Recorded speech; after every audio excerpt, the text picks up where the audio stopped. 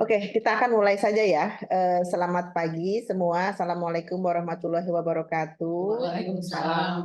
Waalaikumsalam warahmatullahi Kita wabarakatuh. berjumpa lagi di diskusi ke-48 kelompok pencapir, kelompok notaris pembaca, pendengar, dan pemikir.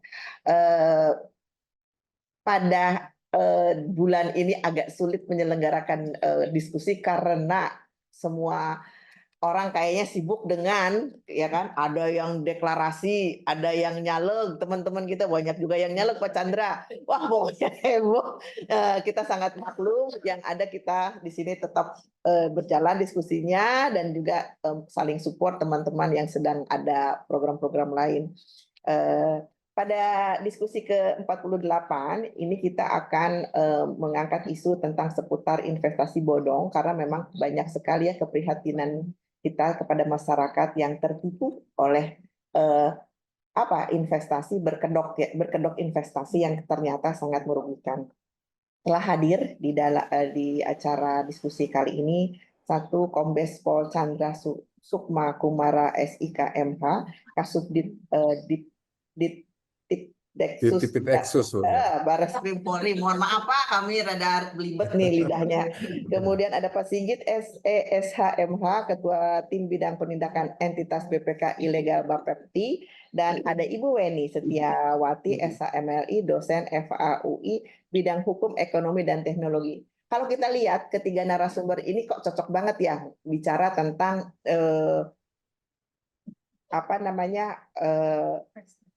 investasi bodong, saling melengkapi dan memang betul-betul kalau kata itu mah informasinya pasti A1 semua. Oke, sebelum kita mulai kita akan lihat dulu bumper berikut ini. Terima kasih.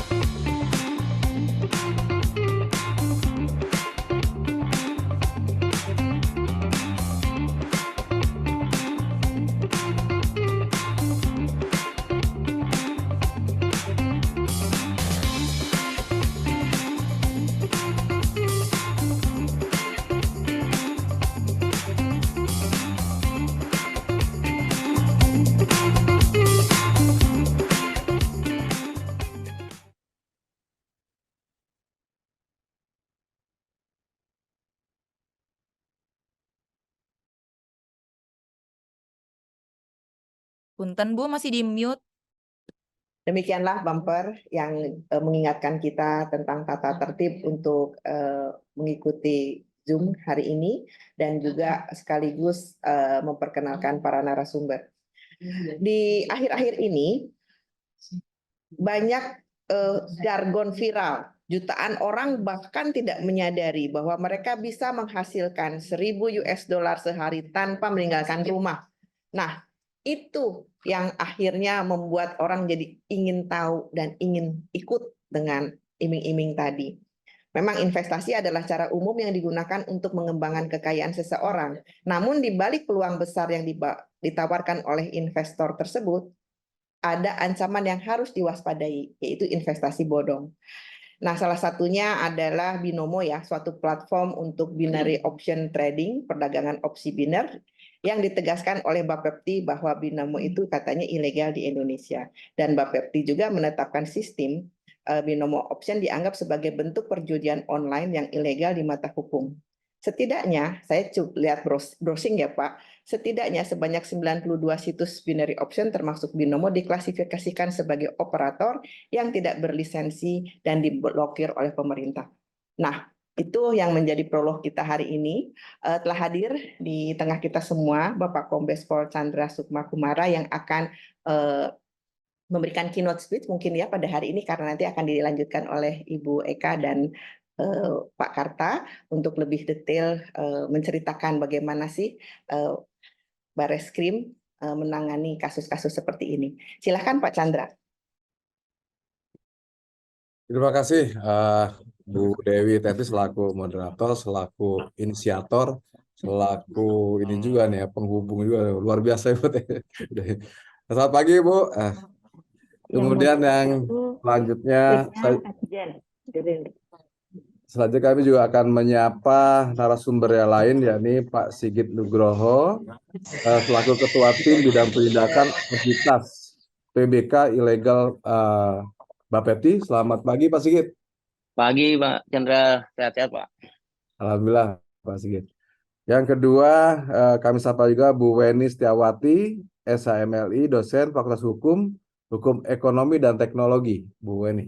Betul Pak Chandra. Selamat pagi Bu Bapak Weni. Ibu. Salam kenal Bu. Salam kenal. Kemudian yang tidak kalah pentingnya lagi ini dari peserta kelompok pencapir. Ini mengingatkan saya tahun 80-an dulu kelompok pencapir ini, saya masih SD nih Bu. Ini ada dulu Pak Harto ya Bu, ngomong di kelompok pencapir. Nah, ini menarik juga. Tapi dalam ini bukan ini. gengnya Pak Harto ya Pak. Mengingatkan ya.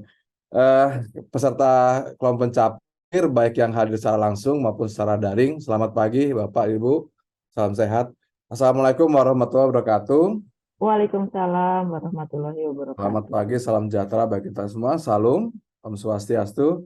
Baik Bapak Ibu sekalian, pada kesempatan ini saya akan mengawali terkait dengan perkara-perkara yang kita tangani, terutama yang akan kita angkat dalam diskusi ini, ya ini tentang perkara Binomo yang sudah kita tangani dan alhamdulillah sudah inkrah. Sebagai awal, slide-nya Pak. Siap. Ya.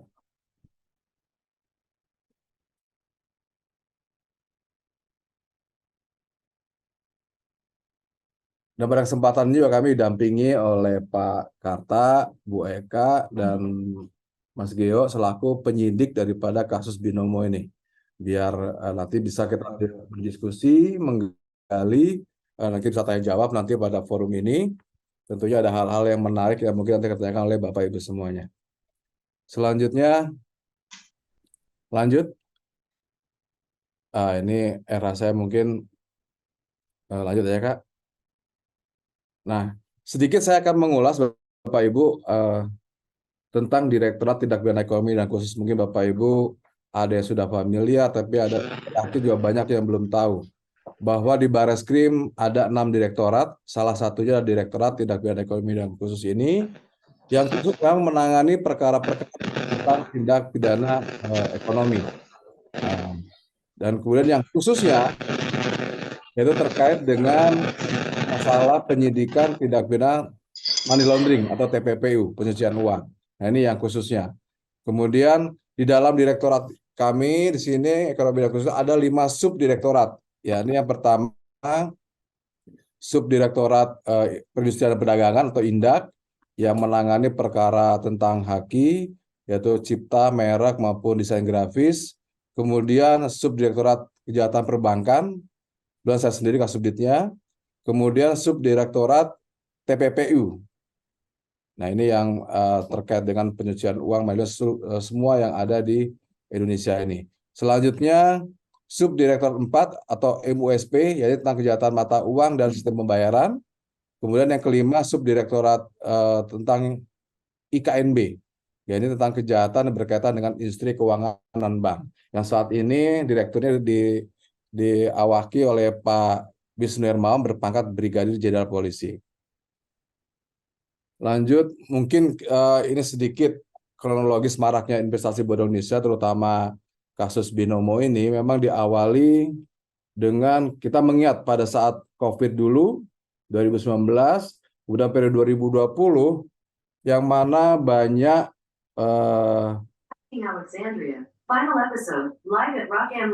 dari masyarakat kita ataupun sebagian belahan dunia lainnya juga mengalami itu. Di situ banyak sekali usaha-usaha bisnis maupun yang terkait dengan bisnis real itu banyak yang tutup atau mempekerjakan setengah daripada pekerjaan mereka. Tentunya ini akan sangat berdampak sekali kepada masyarakat yang tentunya yang mengandalkan hanya pendapatan dari gaji, mereka rata-rata hampir 50% kehilangan penghasilan atau kehilangan gajinya. Ada pengurangan-pengurangan itu. Sehingga pada saat itu sudah mulailah marak karantina, kemudian penutupan kantor, penutupan usaha, sehingga banyak daripada kita atau masyarakat yang berdiam di rumah. Nah, inilah yang mengawali bagaimana bisnis ataupun investasi bodong ini marak di Indonesia khususnya. Periode 2020 puncaknya, di mana kita atau masyarakat banyak tinggal di rumah, hanya berhubungan melalui internet, kemudian mereka banyak menggunakan HP ataupun laptop, yang kesehariannya hanya melihat iklan-iklan yang berseliweran di handphonenya itu. Nah, inilah ditambah lagi penghasilan tidak ada, kegiatan tidak ada. Nah, ini mulai mereka mencoba-coba, ya. Kemudian faktor-faktor yang mempengaruhi maraknya investasi saya sebutkan tadi, ya, yang diawali dengan adanya kejadian luar biasa yang dinamakan COVID itu, mereka mulai ada ketimpangan antara penghasilan dengan pengeluaran. Kehidupan tetap berlanjut, kebutuhan tetap ada, sementara penghasilan berkurang. Akhirnya banyak di antara kita yang berusaha untuk mencari tambahan. Nah, tambahan ini memang sulit saat itu didapatkan.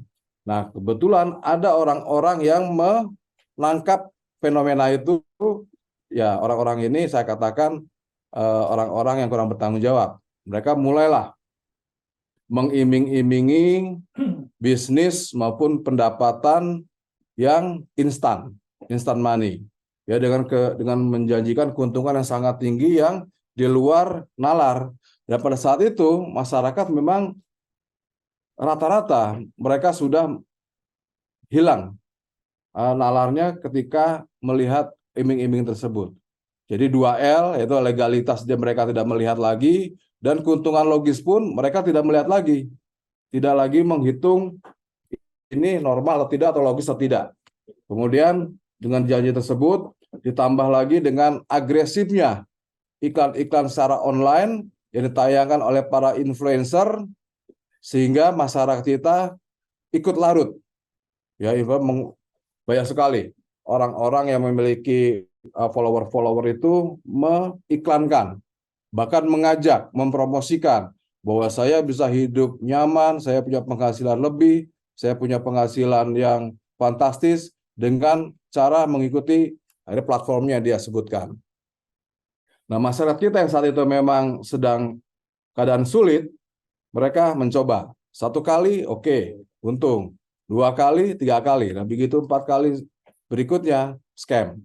Nah, inilah yang pola-pola dimainkan oleh para orang-orang yang tidak bertanggung jawab tersebut. Ya, kemudian dari adanya agresif yang secara online tersebut, ditambah lagi masyarakat kita memang, mohon maaf, saya katakan malas membaca, tidak ada literasi yang cukup, apalagi melakukan riset tidak mungkin. Dia hanya mengandalkan promosi dari mulut ke mulut. Ya, kita teman ataupun saudaranya mengatakan, udah kamu investasi sini, ini untung nih, bagus nih, udah. Ya, bahkan uang pensiun pun digelontorkan. Ya, banyak kasus-kasus yang kita tangani, kita miris melihatnya orang-orang mungkin yang sudah tua datang ke kita, dia bekerja tahunan, tabungannya habis, dikuras dengan adanya investasi bodong ini. Ya, mungkin Bapak Ibu juga pernah membaca ataupun melihat siaran TV, banyak yang bunuh diri, banyak yang gantung diri karena terlibat investasi bodong ini. Sangat miris. Dan jumlahnya kasus tersebut sangat banyak korbannya, Bapak Ibu. Ribuan orang, bahkan ratusan ribu. Bahkan nanti kerugiannya nanti saya akan sampaikan berapa kerugiannya triliunan. Sungguh-sungguh miris kalau melihat daripada kasus-kasus yang ada di Indonesia ini. Selanjutnya, pada saat itu tahun 2020 memang regulasi maupun pengawasan dan memang hal baru, barang baru memang agak sedikit belum terlalu ketat seperti saat ini. Karena memang kita belajar dari pengalaman. Saat itu memang aturan masih fleksibel, kemudian pengawasan masih... Ada gambar sertifikat, ini lurus itu terus di sampingnya ada titik-titik gitu tuh nggak berlaku. Tolong ya ditutup ya. Makasih. Baik, saya lanjutkan. Mungkin Bapak Ibu pernah mendengar investasi bodong yang bernama DNA Pro, Fahrenheit, kemudian Net 89, ATG, dan lain-lain. Dan kemudian ada Binomo, kemudian ada Kotek, kemudian ada lagi Olimetrade ya. Itu model-modelnya sebenarnya modusnya bersama saja Bapak Ibu. Yang Olimetrade, Kotek, maupun Binomo itu modusnya hampir sama. Dia mengandalkan teknologi, bukan teknologi juga sih. Ini mereka menciptakan candle yang dibuat secara random. Ya, bahkan algoritmanya mereka ciptakan sendiri. Ketika banyak orang, itu kan hanya pilihannya dua aja, binary optionnya dua, pemilih pilihannya, naik atau turun. Ketika orang-orang banyak yang memasang di naik, algoritmanya banyak yang memasang di naik, ya si operatornya dia bikin turun, otomatis mereka loss. Nah, ini yang sudah kita ungkap perkara Binomo. Selanjutnya ada perkara-perkara lain juga yang kita tangani yang modusnya berbeda dengan Binomo seperti Net 89, yang mana rata-rata mereka menggunakan skema Ponzi. Nah, inilah banyak daripada korban. Dan yang lebih lucu, lebih aneh lagi, yang korbannya itu bukan orang-orang ini juga Bapak Ibu. Bahkan ada yang gelarnya pun sudah S3, S2, kita bingung juga. Kok Bapak, mungkin situasi saat itu ya, kita juga melihat situasi seperti itu. Kemudian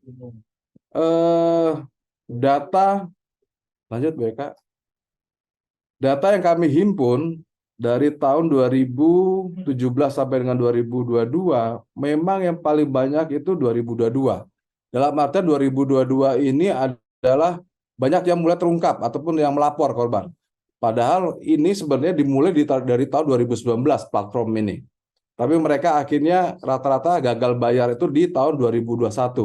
Mulailah 2022 ini mereka melaporkan kepada kita.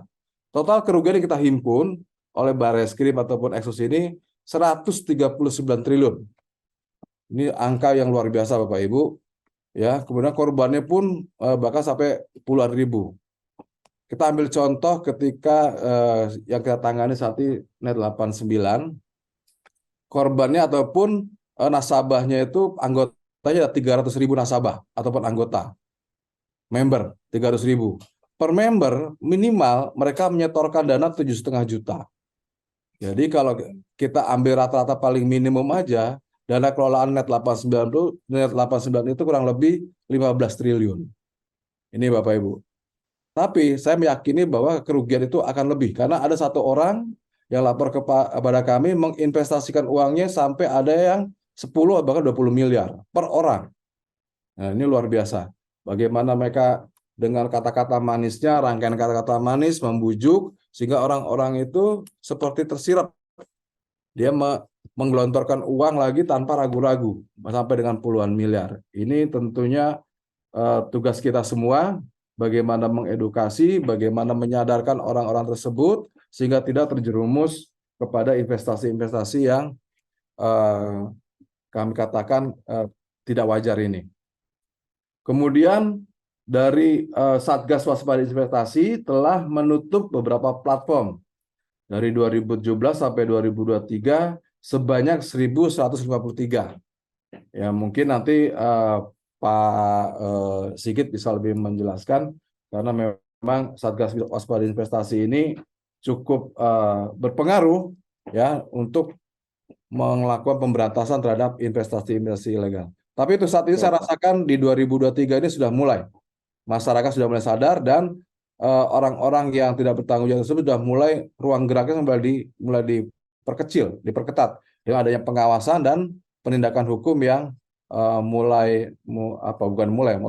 memang sudah kita lakukan dengan kerjasama dari berbagai stakeholder. Itu sudah mulai terasa efek deterennya. Kemudian selanjutnya, nah ini mungkin Bapak Ibu pernah melihat sosok Indra Ken ya yang selalu tampil di YouTube-nya dengan memamerkan mobil mewah, jet pribadi, barang mahal dengan hanya mengikuti platform Binomo. Nah, orang-orang kita kan kalau sudah disuguhkan dengan gambar-gambar ataupun tayangan seperti itu sudah gelap mata. Itu saya ingin seperti Indra Ken. Nah, itu akhirnya dengan mudahnya Indra Ken ini menghimpun dana-dana dari masyarakat. Nah, ini yang lebih teknis mungkin nanti Pak Karta ya yang akan menyampaikan. Nah, tadi sebagian ini aja Bapak Ibu semua prolog ataupun penyampaian awal dari saya.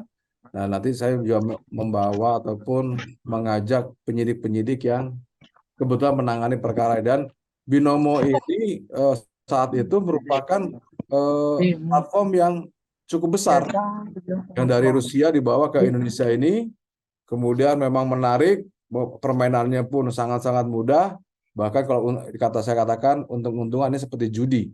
Kalau lagi hoki untung besar, tapi kalau lagi loss ya semuanya bisa terjual habis. Itu mungkin Bapak Ibu dari saya pengantar. Selanjutnya Pak Karta sedikit akan menyampaikan proses penyidikan ya dari sisi penerapan pasal maupun modus-modus yang dilakukan oleh si Indra Ken ini. Silakan Kak. Terima kasih Pak Kasudin. Sama senior rekan-rekan, alhamdulillah hari ini Pak Sigit dan teman-teman, saya melanjutkan paparan dari Pak Kasudin. Intinya saya akan membahas bahwa gimana kita penanganan pertama menangani Binomo, karena itu pertama kali tampil ada istilahnya Tuhan aja bingung memiskinkan saya. Begitu tertarik setelah ada LP, alhamdulillah. Jadi modusnya hampir sama dengan rata-rata seperti penipuan sebenarnya di balik itu. Waktu itu ada perkara aduan dari sekelompok masyarakat yang merasa dirugikan akibat Binomo. Ini uraian singkat perkaranya. Aplikasi Binomo adalah aplikasi yang menyerupai trading mata uang asing forex, di mana para pemain diminta untuk menebak satu dari dua binary option, pilihannya antara naik dan turun. Sebenarnya udah mirip dari rekan-rekan Bapak itu. Kalau investasi nggak ada tebak-tebakan. Ini sepertinya udah arah ke judi. Teman-teman dari sana juga menyampaikan.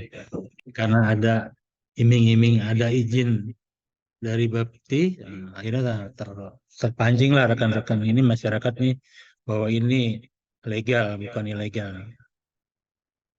Padahal dari faktanya tinggal tebak, seperti ada mobil nih lewat, ini satu ternyata dua, sama itu tebak-tebakan untung-untungan, karena ini untung-untungan istilahnya, sama kalau judi kan untung-untungan. Jadi dari perannya bahwa tersangka melalui Indra Ken melalui akun YouTube-nya menyampaikan bahwa Binomo legal dan resmi di Indonesia, menawarkan keuntungan melalui aplikasi trading Binomo. Dalam video YouTube terlapor banyak yang ditampilkan sama dia, termasuk mobil-mobil mewah. Sebenarnya mobil yang dia tampilkan juga cuma sekedar pamer, mau beli satu yang Tesla yang dia beli, yang lainnya hanya sekedar pakai akun aja, tidak dibeli.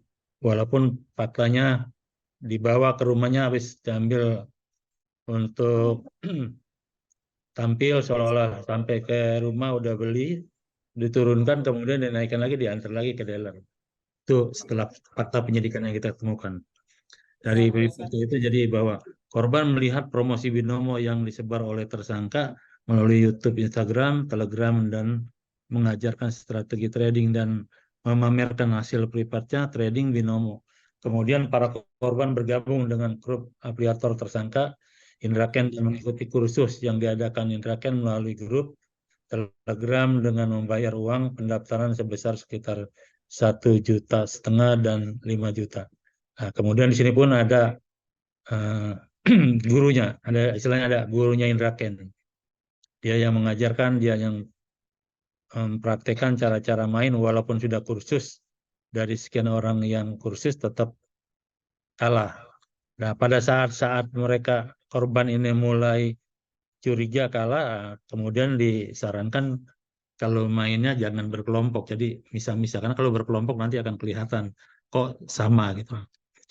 Dari fakta yang ada, kemudian kita ngambil mempersingkat aja pasal, terus kita, kenapa sih ini bisa kita terungkap lebih cepat?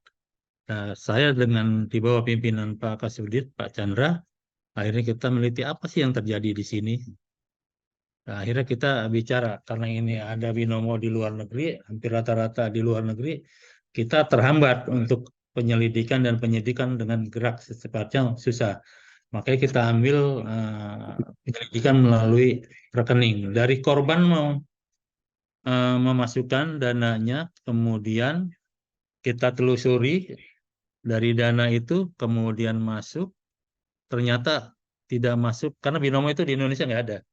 Beda dengan Net 89, yang lain-lain, badan hukumnya dan orangnya ada. Kalau binomo ini nggak ada.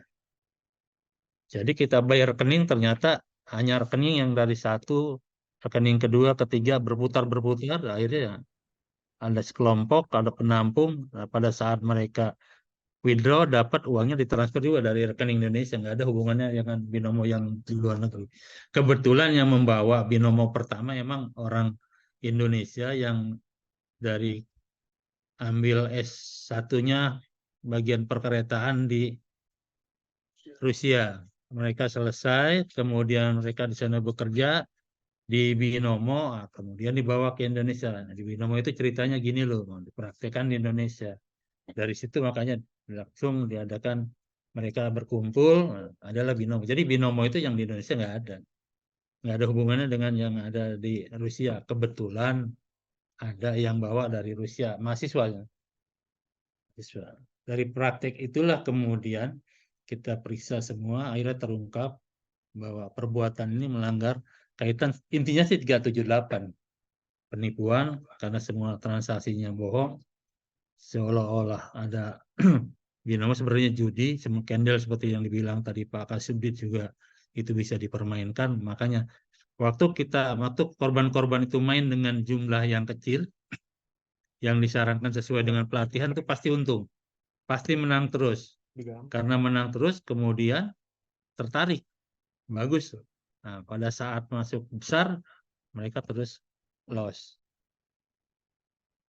Ya, itulah kebanyakan dengan kejadian tadi itu, karena dari awal pelatihan sudah bagus, sementara modal yang terbatas. Kalau yang modal yang besar langsung setor dengan uang yang ada. Tapi bagi mereka yang tertarik sudah kecanduan, akhirnya dengan modal yang kecil, mereka punya rumah, punya mobil, bisa digadaikan ke bank, digadaikan ke pihak ketiga, yang penting dapat uang dan untuk main binomo. Karena emang dari tampilan-tampilan yang diperagakan oleh Indra Ken memang semuanya menjanjikan. Apa yang dia secara logika emang daripada ada uang, daripada nggak ada kerjaan, akhirnya dengan ada harta yang ada, mereka punya inisiatif, udah digadaikan atau dijaminkan ke bank, kemudian duduk manis, pasti uangnya datang, pasti ada keuntungan. Faktanya hampir rata-rata loss, kecuali yang masih main yang kecil-kecil, mereka itu dapat. Yang marak ini kemudian kita proses dan kita sampai P21. Waktu ini tetap sekarang mulai berjalan, karena dari proses penyidikan, mereka kan merupakan suatu perkumpulan. Ending dari perkara ini sudah vonis, kemudian sudah inkrah putusannya, dan aset-aset yang kita sita itu kan bukan sama penyidik langsung dibagikan, tetapi putusan pengadilan dikembalikan ke para korban, ada yang dikembalikan juga ke pihak tersangka kalau memang ada kaitannya. Nah, dari yang ke para korban ini sekarang ada temuan baru, fakta hukum baru, bahwa pembagian yang melalui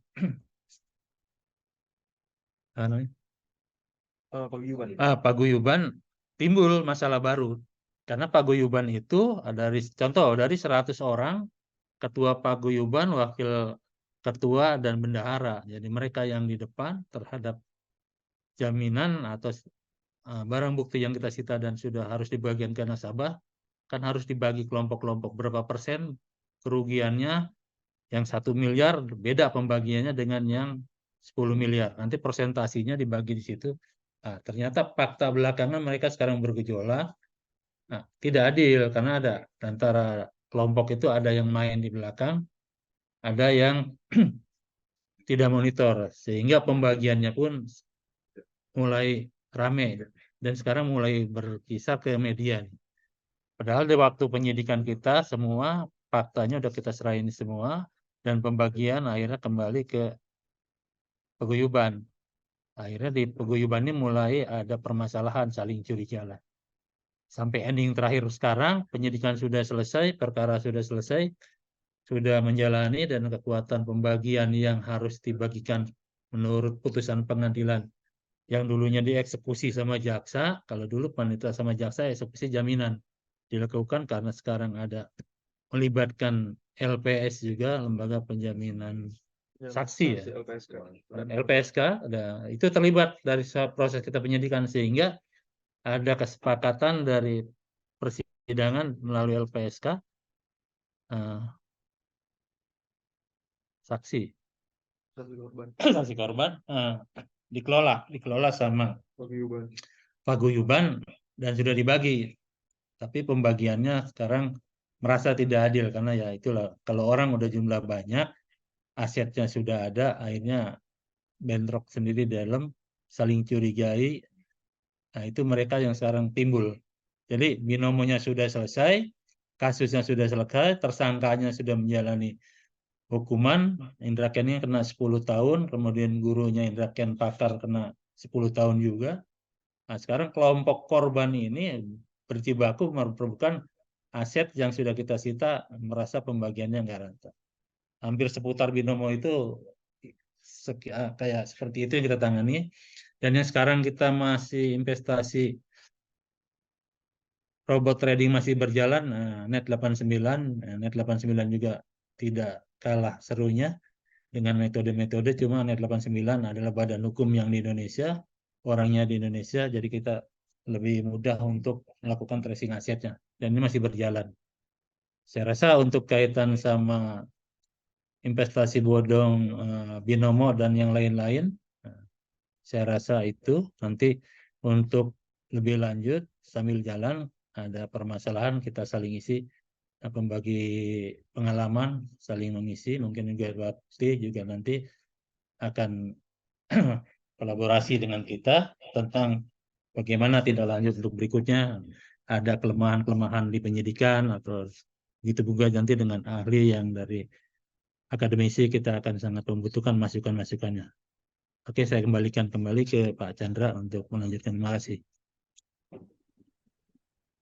Ya, Bapak Ibu sekalian, Bu Dewi selaku moderator, demikian sedikit paparan dari tim kami berkaitan dengan perkara kasus binomo ini.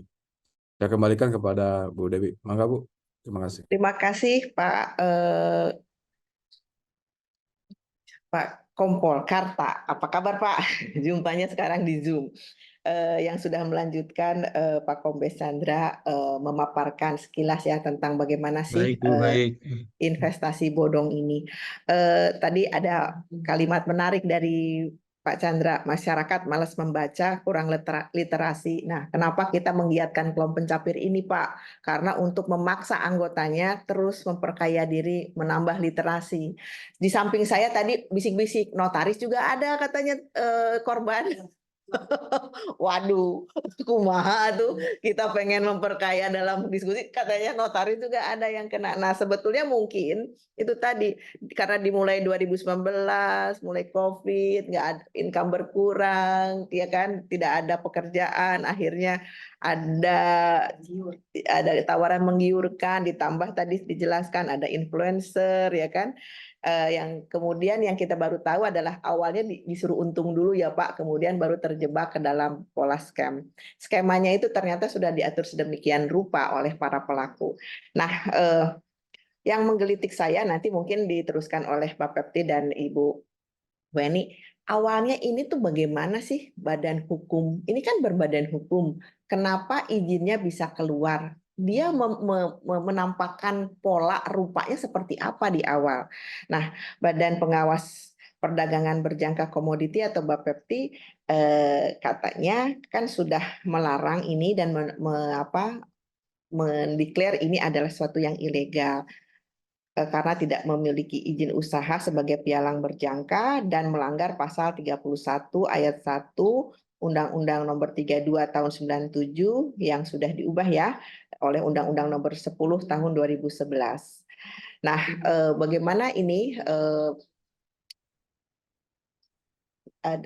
Bapepti menanggapi apa yang sudah dipaparkan oleh tim dari Pak Chandra. Makasih Pak. Ya, terima kasih Bu Dewi. Assalamualaikum warahmatullahi wabarakatuh. Ya, boleh. Jadi ini menanggapi yang sudah disampaikan sebelumnya, memang kebetulan untuk permasalahan yang terkait dengan binomo, robot trading yang ramai itu, Bapepti bersama dengan teman-teman di Barreskrim ya bahu-membahu lah Bu untuk dalam rangka menyelamatkan dana masyarakat sebenarnya. Karena ini yang paling penting, jangan sampai nanti ada kejadian yang tadi disampaikan oleh Pak Chandra bahwa banyak yang bunuh diri, banyak yang segala macam. Ini benar-benar terjadi kok kemarin Bu, kita tahu juga seperti itu. Mungkin sebagai prolog kami Bu, mungkin ini kami sekalian jadi bersosialisasi mengenai Bapepti dulu Bu, karena mungkin salah satu badan pengawas yang kurang populer kali ya Bu. Populer kalau lagi ada kasus aja, jadi teman-teman di luar sana banyak yang belum paham Bapepti itu apa Bu. Jadi kita Badan Pengawas Perdagangan Berjangka Komoditi ini Bu memiliki 3 fungsi utama. Kita mengawasi bidang PBK, bidang sistem resi gudang, dan juga terkait dengan pasar lelang komoditas. Jadi kita ada kewenangan di 3 hal tersebut yang menjadi tugas utamanya Bapepti Bu.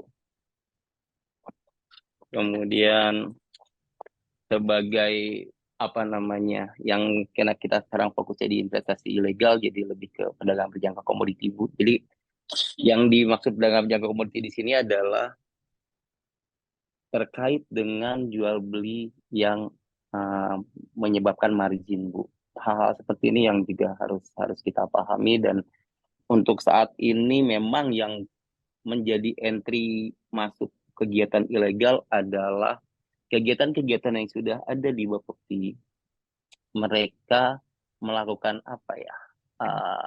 ada yang di mirroring, ada yang mereka buat sendiri. Hal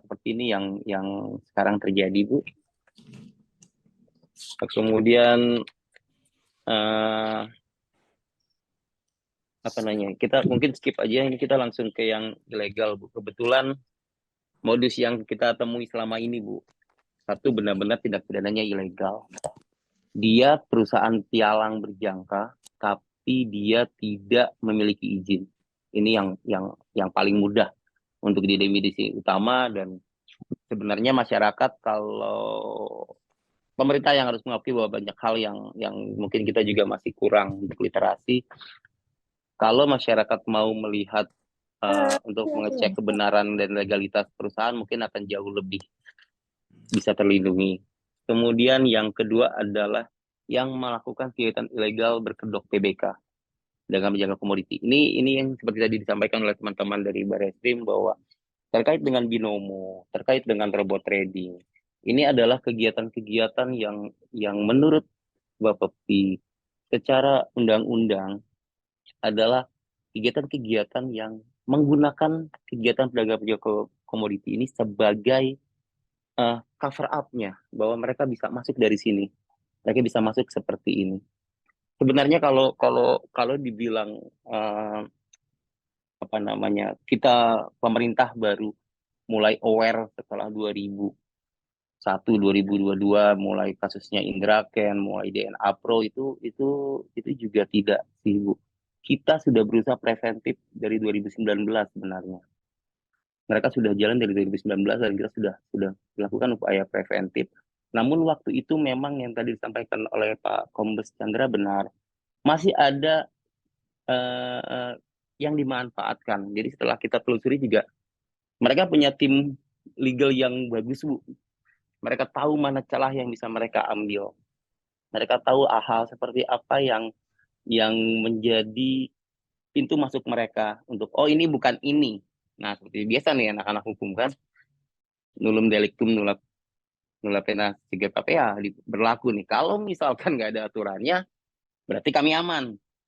Nggak bisa dihukum sama pemerintah. Oke, ini yang jadi entry masuk utama. Kemudian yang tadi Ibu bilang ada badan hukumnya. Memang Bu, ada beberapa perusahaan ini berbadan hukum. Kalau kita lihat kasusnya Net 89, makanya bulat banget tadi seperti yang disampaikan oleh Pak Kombes Chandra. Net 89 ini perusahaan legal di Indonesia. Mereka memiliki izin sebagai perusahaan multi level marketing, sebagai MLM Bu. Walaupun nanti dalam perizinan MLM-nya akan ditemukan bahwa mereka bukan MLM yang mereka perjualbelikan sekarang.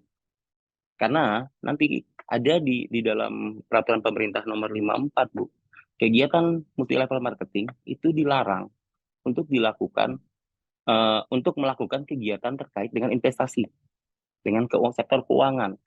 Karena kita menghindari skema Ponzi yang seperti disampaikan oleh Pak Kombes. Skema Ponzi ini yang menjadi apa namanya pokok permasalahan di seluruh dunia terkait dengan keuangan lah Bu. Bahwa multi level marketing ini yang menjadi entry-nya mereka. Kalau saya bawa orang, saya dapat fee.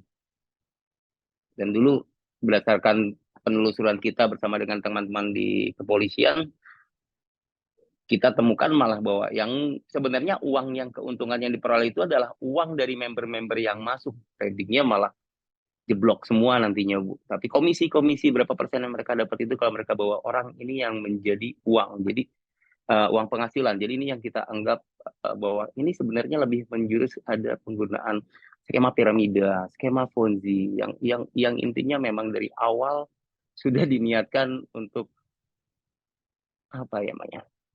Yang paling tinggi lah nanti teman-teman di pucuk diamond yang paling tinggi penghasilannya, yang di bawah yang bagian kehilangan uangnya kalau ini kita ngikutin skema dari apa namanya skema Ponzi.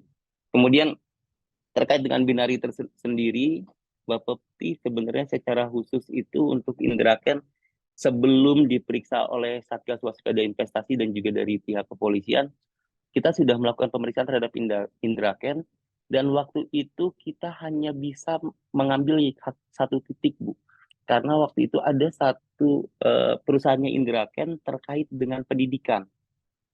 Jadi disampaikan oleh Pak Karta bahwa mereka mengikuti pelatihan, iya Bu, itu sekolahnya punya Indra Ken, itu ada di Medan. Jadi waktu itu kita periksa Indra Ken dan berdasarkan kesimpulan pemeriksaan kita mencabut izin sekolahnya melalui BKPM. Jadi di BKPM kita minta agar itu dicabut, karena inilah cikal bakalnya dia mulai show off punya banyak nasabah. Itu biaya sekolahnya mahal Bu, sekitar 5-20 juta tergantung jenis dan tingkat keuntungan yang akan mereka incar. Ini si teman-teman di Binomo Indonesia waktu itu dengan Indra Ken sebagai apa namanya frontlinernya itu lebih eksploratif, mereka sampai sekolah pun mereka siapkan sekolah trading, ada sekolah trading Indra Ken di Medan waktu itu. Jadi ini untuk yang binary awalnya, dan kemudian berdasarkan penelusuran lanjutan, pimpinan kita sepakat bahwa ini lebih menjurus ke judi, nggak masuk yurisdiksinya secara hukum di Bapepti. Penyidik-penyidik kita tidak bisa melakukan pemeriksaan karena nanti mentoknya banyak sekali, Bu. Kita pasti akan kalah bahwa ini bukan industri PBK.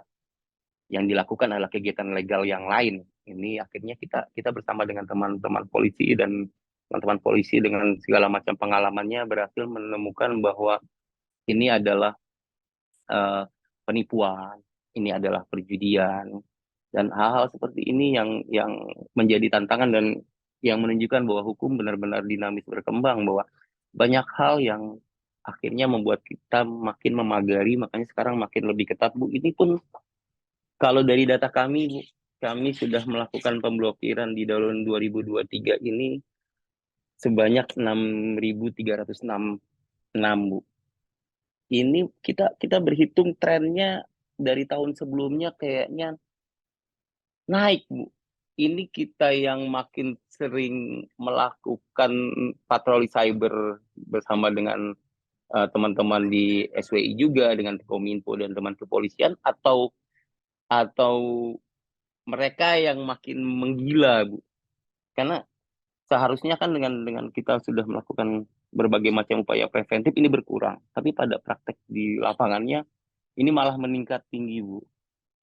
Satu sisi kami akan bilang pemerintah kurang optimal untuk literasi, tapi di sisi yang lain kalau berdasarkan pengalaman kita, aduan-aduan yang kita terima, kebanyakan nasabah ini ya tergoda dengan iming-iming untung besar, tergoda dengan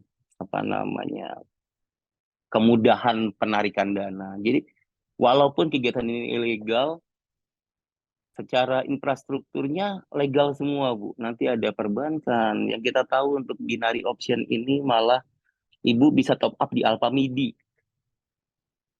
Jadi benar-benar bahwa semua sektor jasa keuangan mensupport in out-nya uang transaksi. Yang secara hukum mereka legal. Yang secara hukum kami tidak bisa meminta data mereka kecuali mereka diputuskan salah. Padahal entitasnya udah jelas-jelas misalkan terlihat salah. Tapi seperti biasa semuanya akan nanti balik ke kerahasiaan bank, kerahasiaan di sektor keuangan. Ini juga akan menjadi masalah buat penegakan hukum. Kemudian terkait dengan tadi sempat disinggung investasi yang kita sebut yang ramai banget ini robot trading. Ini besar banget nilainya, dan berdasarkan penelusuran kami juga, kami bekerja sama dengan teman-teman di Barreskrim di yang tempatnya Pak Chandra, waktu itu tempatnya Pak Mamun, juga dengan tempatnya Pak Robert Dedeo terkait dengan TPTU-nya. Kita melihat bahwa fenomena si robot trading ini memanfaatkan multi level marketing dan juga memanfaatkan sifat manusia yang pada umumnya bahwa pengen santai aja, tidur, uangnya berkembang. Karena dulu kita sampai ada jargonnya mereka bahwa tidur aja dapat duit. Ini yang jadi lawannya pemerintah juga dalam upaya melakukan sosialisasi kepada masyarakat. Jadi terkait dengan ini mungkin singkat mengenai robot trading, Bu. Akhirnya Bapepti melakukan pengaturan mengenai robot trading, tapi robot trading yang diatur oleh Bapepti itu istilahnya kita bilang expert advisor, itu adalah tools yang digunakan untuk membantu nasabah dalam melakukan investasi di bidang perdagangan penjangkau komoditi. Ini tools. Sedangkan kalau misalkan kita lihat kasusnya robot trading kemarin itu, Bu, yang paling besar adalah misalkan kita ambil contoh DNA Pro. Setelah kita lakukan penelusuran, DNA Pro itu kalau di industri pialang perjangkan nanti ada pedagang, ada pialang, ada penyelenggara. Waktu itu yang mereka buat adalah daminya semua. Mereka bilang ini perusahaan luar negeri untuk menjadi penyelenggaranya. Kita cek semuanya, ternyata kantornya di Kemayoran. Nggak ada kantornya, Bu. Cuma pelangnya. Dan waktu itu pengurusnya pun kantornya di Kemayoran, posisinya di Cimahi. Sarjana agama, ini kita udah pusing lagi nih, Bu. Ini sampai sarjana agama pula yang menjadi penyelenggaranya. Jadi yang disampaikan oleh teman-teman di kepolisian bahwa nantinya candle-nya dimainkan, iya, jadinya seperti itu konsepsinya. Konsepsinya jadi tidak ada patokan yang benar bahwa apakah trading ini benar-benar berbasis dengan komoditi, apakah trading ini berbasis dengan mata uang yang ada sesuai dengan ketentuannya Bapepti. Nanti kalau misalkan Bapak dan Ibu menggunakan pialang resmi yang ada di Bapepti, Bapepti itu dalam rangka melakukan pencegahan, kami memiliki infrastruktur di mana kami ada bursa berjangkanya, kami ada pialangnya, kami ada pedagangnya, kami ada penyelenggaranya. Dan uang yang digunakan transaksi 100% distorkan kepada rekening terpisah. 70% itu ada di lembaga clearing. Jadi kemungkinan besar kalaupun ada masalah secara keuangan, uangnya masih retain di lembaga clearing yang nantinya bisa dikembalikan kepada nasabah. Yang kemarin ini semua kejadiannya adalah semuanya uang disetor ke rekening-rekening pribadi. Jadi di saat ada masalah, pemerintah tidak bisa mengecek ini uang ada di mana. Jadi hal-hal seperti ini yang menjadi PR kita bersama, Bu.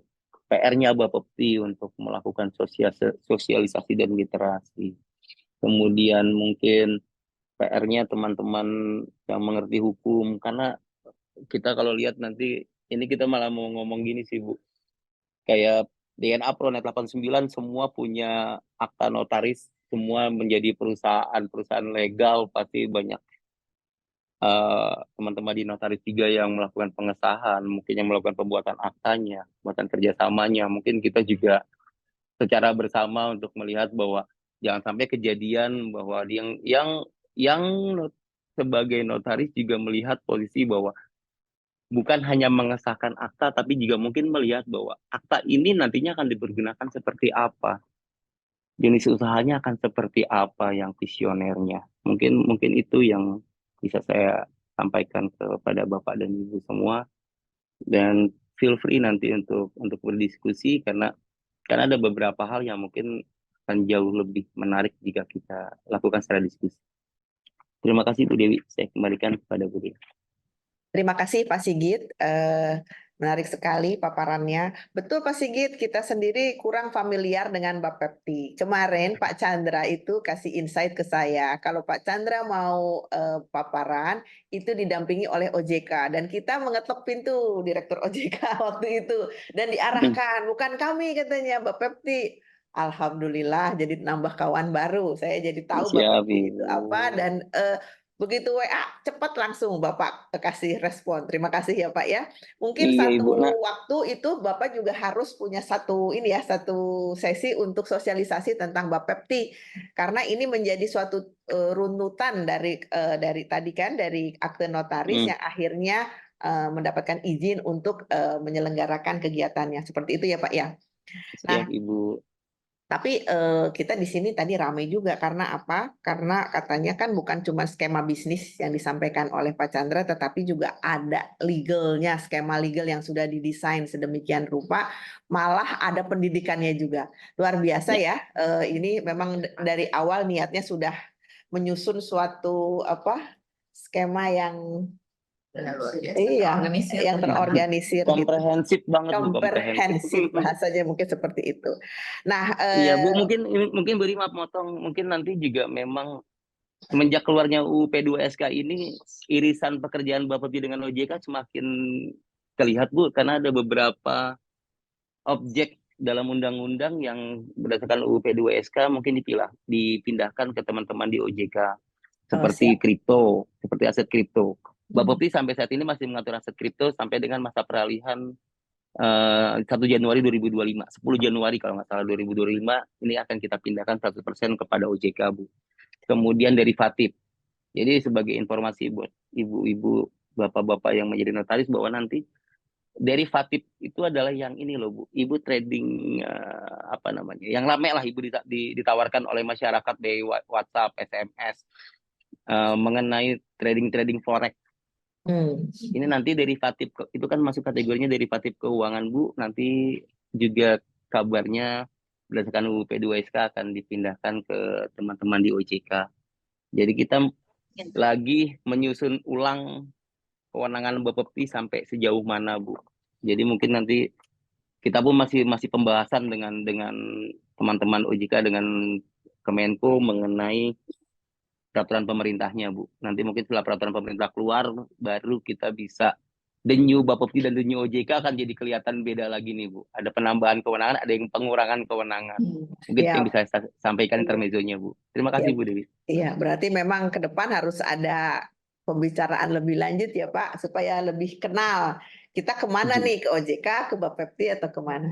Ya, di sini ada pesertanya 73, dan mungkin di rumah ini ada 10, tetapi jangan khawatir Pak, di sini tuh ada notaris selain di Jakarta, di Bekasi, Tangerang, Bogor, Karawang, Bandung, Jawa Timur juga banyak.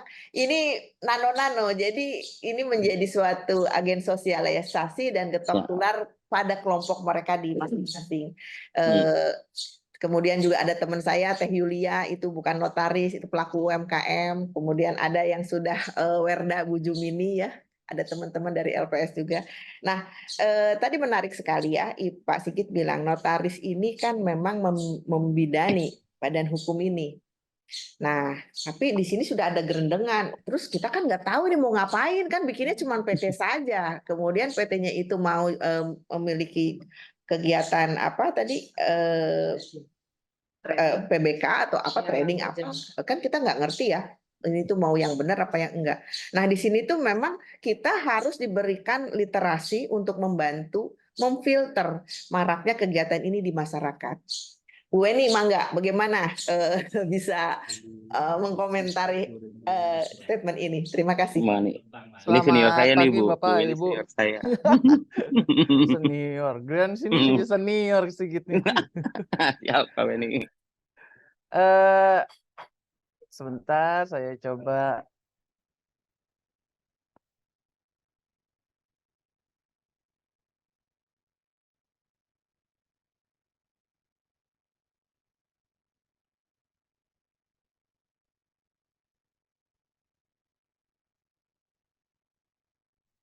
Share screen. Oke. Jadi kalau dari TOR kemarin saya sebenarnya terus terang nih ya Bapak Ibu, saya nggak tahu saya mesti sampai sedalam apa, karena kalau melihat dari lingkup investasi bodong, yang mana sih yang investasi bodong itu gitu kan. Disebut sih soal masalah binary gitu. Tapi kalau misalnya masalah binary bagi saya dua narasumber sebelum saya bagi saya sudah sangat komprehensif gitu. Jadi kalau misalnya kita lihat sebenarnya investasi itu tentu untuk adalah sebenarnya menaruh uang gitu kan dalam suatu transaksi yang tujuannya memang sebenarnya untuk mendapatkan keuntungan.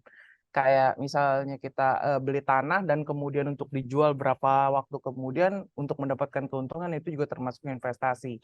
Cuman masalahnya memang kemudian orang sering lupa gitu loh. Kalau kita melihat investasi itu sebenarnya ada dari resiko, ada resiko dan ada kemudian profit pastinya kan. Nah, itu yang sebenarnya harus berimbang paralel. Nah, cuman karena misalnya orang-orang biasanya adalah untung besar, jadi seringan mereka lalai untuk melihat sebenarnya resikonya apa.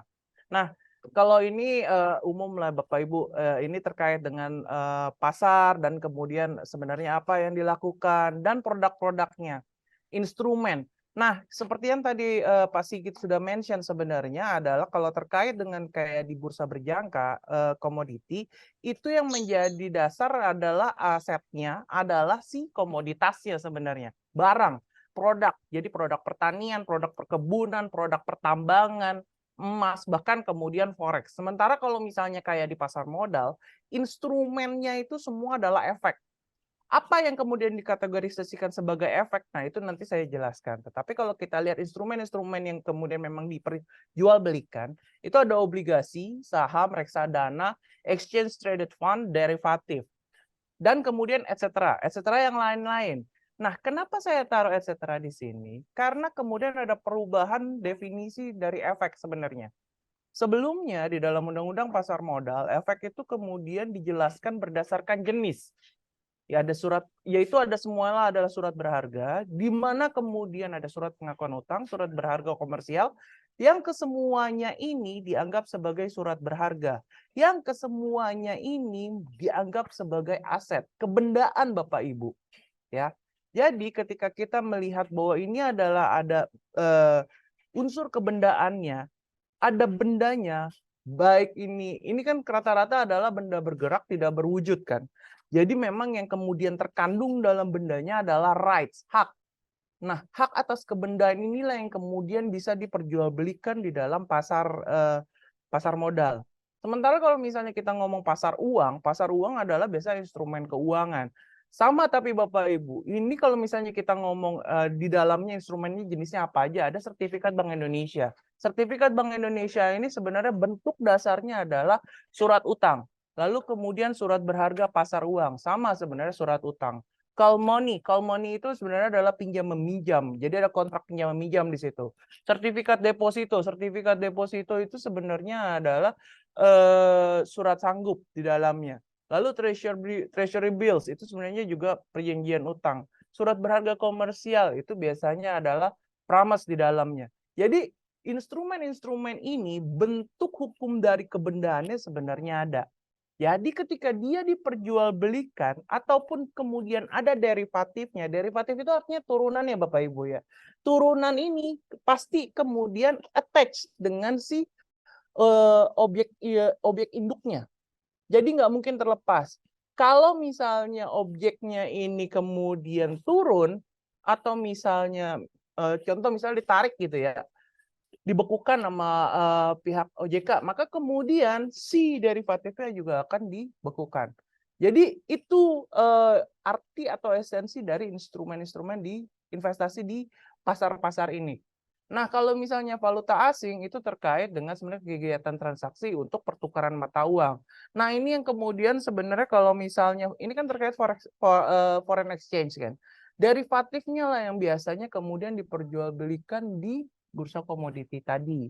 Nah, kemudian kalau misalnya kita bicara apa aja sih kemudian sekarang dalam masa modern ini yang bisa dianggap sebagai investasi, binari tadi, robot trading tadi sudah dijelaskan. Bapak Ibu jangan lupa ada juga koperasi, ada juga arisan yang dalam iklannya itu bukan iklan sih. Jadi mereka bisa pakai WA atau Telegram ya. Arisan yang menguntungkan gitu. Nah, mana yang kemudian dianggap investasi gitu kan? Kalau misalnya kita melihat bagaimana cara mengidentifikasinya, iklan adalah pertama Bapak Ibu bisa identifikasi. Ingat, kalau misalnya fokus dari iklannya adalah kemudian keuntungan yang berbasis yang seperti tadi sudah disebutkan, nah itu sebenarnya pasti kemudian harus dicurigai ya. Kemudian yang harus dilihat ini pasar apa gitu loh, masuk ke pasar apa. Kalaupun yang diperjualbelikan adalah derivatifnya, indeksnya misalnya gitu. Jadi indeks itu perhitungan keuntungannya Bapak Ibu. Jadi kalau misalnya dari saham yang ini, kalau misalnya dilihat dari beberapa periode waktu itu dia kemudian trennya biasanya naik, maka indeks untuk naiknya itu bisa kemudian, itu kan perhitungan keuntungan di masa depan, itu bisa diperjualbelikan gitu. Jadi harus dilihat real marketnya apa, tempat si perusahaan ini, tempat si layanan ini kemudian dilaksanakan. Lalu dilihat juga underlying asetnya bentuknya apa gitu loh. Nah ingat juga kalau misalnya underlying asetnya misalnya adalah forex, harus dilihat kemudian resiko dan profitnya bagaimana gitu loh. Karena kalau misalnya kita lihat pada aplikasi-aplikasi itu, mereka cenderung mengiming-imingi profit yang sangat besar gitu dengan resiko yang sangat rendah. Dan kalau misalnya kita lihat logika, high risk high return biasanya Bapak Ibu. Jadi kalau misalnya kita kemudian profitnya akan besar, itu harus dilihat sebenarnya high risk-nya akan tinggi juga. Itu adalah standar ilmu ekonomi terkait investasi. Lalu kemudian ada iming-iming yang istilahnya sweetener lah untuk peningkatan profit kalau kemudian investasinya berkelanjutan dilakukan gitu dalam periode waktu yang sering. Lalu kemudian ini yang tadi terkait sama MLM. Nah, kalau misalnya dari hukum sendiri yang sebenarnya diatur dari Kemendak itu adalah yang dilarang adalah skema piramida. Skema piramida itu yang kalau kita sering dengar istilahnya Ponzi. Kalau misalnya member multi level marketing sebenarnya itu kan terkait dengan sistem penjualan langsung yang kemudian dia sebenarnya ada barangnya Bapak Ibu. Kalau Ponzi itu nggak ada barang yang dijual. Tapi itu juga hati-hati gitu loh. Ada kasus di mana kemudian barang yang dijual itu adalah batu. Batu yang katanya bisa meningkatkan kesehatan segala macam. Tetapi kemudian batu ini hanya dijual, hanya dipromot sekali untuk bisa dibeli. Lalu kemudian sisanya adalah si pembeli batu ini harus kemudian mengajak downline orang baru untuk jadi investor di bawahnya. Investor yang di bawahnya ini nggak mesti beli batu Bapak Ibu. Jadi dia bisa kemudian hanya nyetor uang, nanti kemudian akan dapat profit dari member yang di bawahnya lagi. Jadi kalau dari situ, batunya sendiri udah nggak bisa dibilang MLM lagi gitu loh penjualan batunya. Karena kemudian yang majority dari transaksinya keseluruhan si perusahaan ini adalah terkait Ponzi gitu loh. Nah, tetapi itu ternyata sampai sekarang belum ditindak oleh otoritas. Jadi memang di sini yang kemudian memang mungkin masih sulit untuk mengawasinya gitu ya. Nah, kemudian ini yang terkait kalau misalnya saya ke mahasiswa saya, yang pertama adalah kalau melihat suatu produk harus di-identify dulu, harus diidentifikasi dulu. Dia masuk kemana? Gitu. Apakah dia instrumen pasar modal? Apakah dia instrumen pasar uang? Apakah dia instrumen dari Bapepti? Ataukah dia instrumen di mana dia gitu loh? Kalau misalnya ternyata dia tidak masuk ke dalam definisi atau lingkup yang diatur dalam pasar modal, maka dia tidak bisa dimasukkan ke pasar modal. Itu dulu yang utama. Nah, binary option ini dilarang, kemudian adalah ketentuan yang kemudian menjadi produk yang diperjualbelikan, yang di-trading di Bapepti, di bursa komoditi adalah kontrak berjangka terhadap komoditas, ya. Bisa kemudian dia kontrak utamanya atau derivatifnya kemudian yang memang bisa diperjualbelikan. Nah, binary option seperti yang tadi dijelaskan itu tidak terkait sama barangnya, tidak ada underlying asetnya. Yang dilakukan oleh si binary option ini hanyalah menebak-nebak apakah harganya naik atau turun. Ketika sistem teknologi membaca tren jawaban dari orang-orang yang menggunakan aplikasi ini, si bandar kemudian akan membalikkan jawaban yang keluar, istilahnya gitu. Kayak SDSB zaman dulu lah Bapak Ibu gitu ya. Jadi inilah yang kemudian memang kecenderungannya jadi tidak bisa dianggap sebagai investasi gitu loh. Judi siapa yang kemudian menganggap itu sebagai investasi kan Bapak Ibu? Karena tidak bisa terukur gitu loh. Kapan kita bisa mendapatkan keuntungan? Nah, ini contoh Bapak Ibu. Ya. Jadi ini salah satu contoh. Dari judulnya dia konfirmasi surat utang. Oke. Kemudian pertanyaannya ke saya adalah apakah ini sebenarnya adalah termasuk produk pasar modal? Oke. Saya kemudian melihat isinya suratnya. Ingat bahwa semua yang diperjualbelikan di dalam pasar modal dia adalah kemudian kebendaan yang bersifat utang, ya, kecuali saham. Nah, jadi ketika kita membaca ini memang utang, oke. Tetapi kemudian kalau misalnya kita lihat dia utang yang kemudian jangka waktunya setahun, oke. Bunganya Bapak Ibu lihat 12,5%. jauh lebih tinggi. Sementara kalau kita lihat government bonds itu bunga paling besar, paling banter 5, atau 6, kalau lagi cakep. Kalau enggak mah enggak ada yang di atas 10. Ini 12,5%. Oke. Kemudian ini adalah dokumen lampirannya. Di dalam lampirannya ini ada syarat dan kondisi umum disebutkan sebagai medium term notes, MTN. Oke. Kalau kita pernah membaca gitu di koran, MTN adalah sebenarnya instrumen yang sering diperjualbelikan memang di pasar modal. Makanya wajar ketika pertanyaannya apakah ini kemudian adalah produk dari pasar modal. Oke. Lalu di halaman kedua dari lampiran ini. Oke. Saya menjawabnya, ketika kita bicara medium term notes, dia sebenarnya secara bentuk adalah promissory notes. Promissory notes itu artinya surat sanggup. Surat sanggup itu berarti ada pernyataan kesanggupan untuk membayar sejumlah uang pada waktu tertentu. Oke? Adakah di sini pernyataan itu, pernyataan kesanggupan, janji bayar? Tidak ada Bapak Ibu. Di dalam dokumen utamanya tidak ada. Oke. Kemudian ketika kita bicara surat sanggup, maka kemudian dia harus bisa dialihkan. Dia harus bisa diperjualbelikan. Yang berarti harusnya ada negotiability provisions-nya di dalam si surat sanggupnya. Apa negotiability provisions-nya?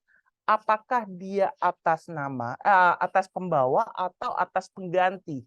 Klausul itunya yang harus ada Bapak Ibu. Di sini tidak ada. Jadi tidak bisa memang dialihkan. Kalau dia tidak bisa dialihkan, harusnya ada klausa di dalamnya. Tidak kepada pengganti.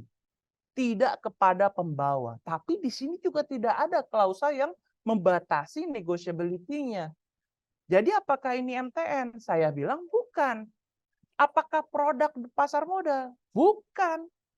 Dia juga tidak termasuk dalam rezim MTN yang diatur di pasar modal. Karena kalau kita lihat di dalam ketentuan pasar modal, kemudian untuk MTN, itu dalam aturan yang sekarang, itu yang terbaru oleh POJK, itu kemudian perdagangan efek yang bersifat utang, maka kemudian itu harus ada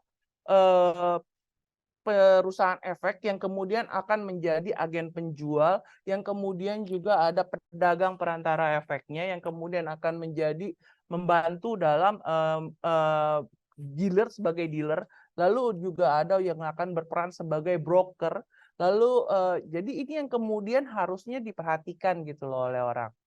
Cuman ternyata ini sudah beberapa orang melaporkan ke polisi kerugiannya sudah sampai puluhan miliar. Satu orang minimum itu 2 miliar investasi di sini. Tapi mau bagaimana kemudian?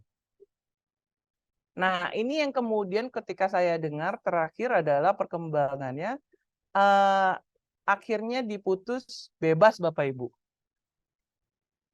Kerugian orang-orang itu bagaimana? Nah, ini yang kemudian masih jadi PR. Jadi kemudian ada juga yang datang ke saya bertanya, apakah ini suatu produk investasi, termasuk investasi. Jadi ada dokumen, kayak tadi tuh, kalau yang tadi kan kemudian konfirmasi surat utang ya. Kalau yang ini judulnya adalah deposito, tapi jangan Bapak Ibu bayangkan kayak deposito di bank, atau yang kita sebut sebagai certificate of deposit. Tidak, bukan. Deposito ini adalah, jadi kalau misal kita bicara deposito yang di bank ataupun sertifikat deposito oleh bank, maka kemudian kalau deposito biasa itu kan lebih kepada kita naruh uang dalam berapa jangka waktu yang kita tidak boleh ambil kan. Nanti setelah jangka waktu berakhir baru kita bisa ambil. Ini dia depositonya diberikan ke PT. Oke. Jadi ditransfer ke PT, lalu kemudian orang-orang di dalam PT ini ada pemegang saham, ada direksi, itu mereka kemudian menjadi nasabah di perusahaan sekuritas yang legal. Cakep kan Bapak Ibu? Oke. Jadi kemudian mereka dapat uang kan untuk ditaruh di sekuritas dan kemudian di trading oleh sekuritas.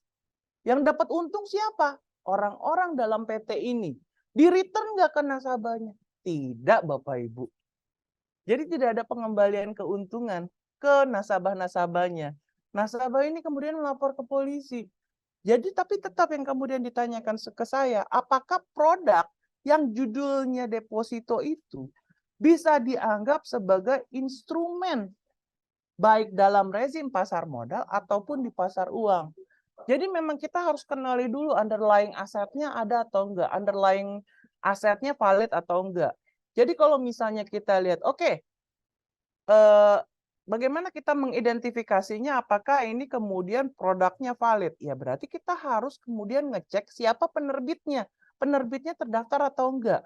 Kalau ini memang kemudian dia bilangnya adalah MTN, maka kita kemudian bisa mengecek ke OJK. Website OJK itu punya list. Siapa kemudian yang bisa menjadi penerbit produk efek, siapa yang kemudian bisa jadi perusahaan efek. Baik jadi dealernya, jadi brokernya, agen issuernya, agen pembayarannya. Kita bisa ngecek di websitenya OJK. Dia punya izin atau tidak. Lalu kemudian kita bisa cermati isinya sebenarnya. Itu yang kemudian paling krusial. Nah, sama juga ketika, jadi kalau misalnya kita lihat bagaimana investasi bodong ini bagi saya itu ada di beberapa sektor. Kebetulan saja binari dan robot trading ini lebih marak, korban lebih banyak, lebih luas, karena semua kita pakai aplikasi handphone Bapak Ibu. Gampang di-download, gampang pula dipakai kan. Saya pernah coba Binomo terus terang, tapi hanya trial. Jadi memang gampang banget. Saya cuma kayak naik, turun, naik, turun, naik, turun. Ketika saya disuruh bayar uang tuh Bapak Ibu, taruh uang gitu ya, mulai investasi lebih besar gitu. Saya nggak mau bayar, saya langsung uninstall. Karena bagi saya aneh ketika kemudian kok cuma turun naik gitu loh. Kalau misalnya saham di bursa itu kita clear. Kita nggak ngeliat apakah akan naik dan turun aja. Kita harus ngeliatin perdagangan dia selama beberapa hari itu trennya bagaimana. Kita harus baca di koran, oh sekarang ekonomi kebijakan pemerintah kayak apa. Ini kira-kira saham di batu bara akan naik atau akan turun. Kayak gitu Bapak Ibu, kan beda. Jadi ini yang harus dipahami tentang basic transaksinya. Ini yang harus dipahami tentang underlying asetnya. Nah kemudian kalau misalnya, kan itu aplikasinya saya tinggal download di Google Play. Iya Bapak Ibu, sebelum tahun 2022 si Google, kemudian siapa lagi ya provider aplikasi itu tidak perlu reporting ke Kominfo, tidak perlu berizin ke Kominfo. Jadi kemudian pembuat aplikasi itu pada dasarnya tinggal masukin ke Google Play dan bisa langsung dijual di Google Play. Jadi memang kemudian lebih mudah untuk orang mendownload, mengakses gitu loh. Jadi ini yang kemudian kenapa jadi masif kemudian kasusnya sih. Begitu Bapak Ibu. Tenang Bapak Ibu, dosen juga ada yang ini kok kena jadi korban. Bu Weni, ini Polisi tadi ya, saya Bu. juga cerita sama teman. Saya pernah ke rumah teman notaris, ke rumahnya cuma sekedar say hi. Terus saya dikasih bantal.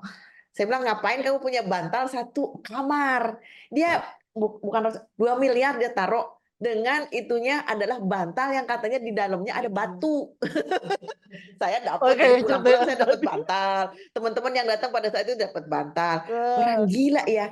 Kompensasinya adalah bantal. Nggak tahu itu iming-iminginnya apa sih gitu kan. Kemudian tadi berkedok koperasi. Kemarin kebetulan ada yang datang ke kantor saya. Memang betul ya. Ada koperasi yang didirikan tahun 2019 tapi sudah 1 triliun ya merugikan. Sekarang sih dalam proses katanya di Barreskrim juga minta saya jadi ahli apa gitu.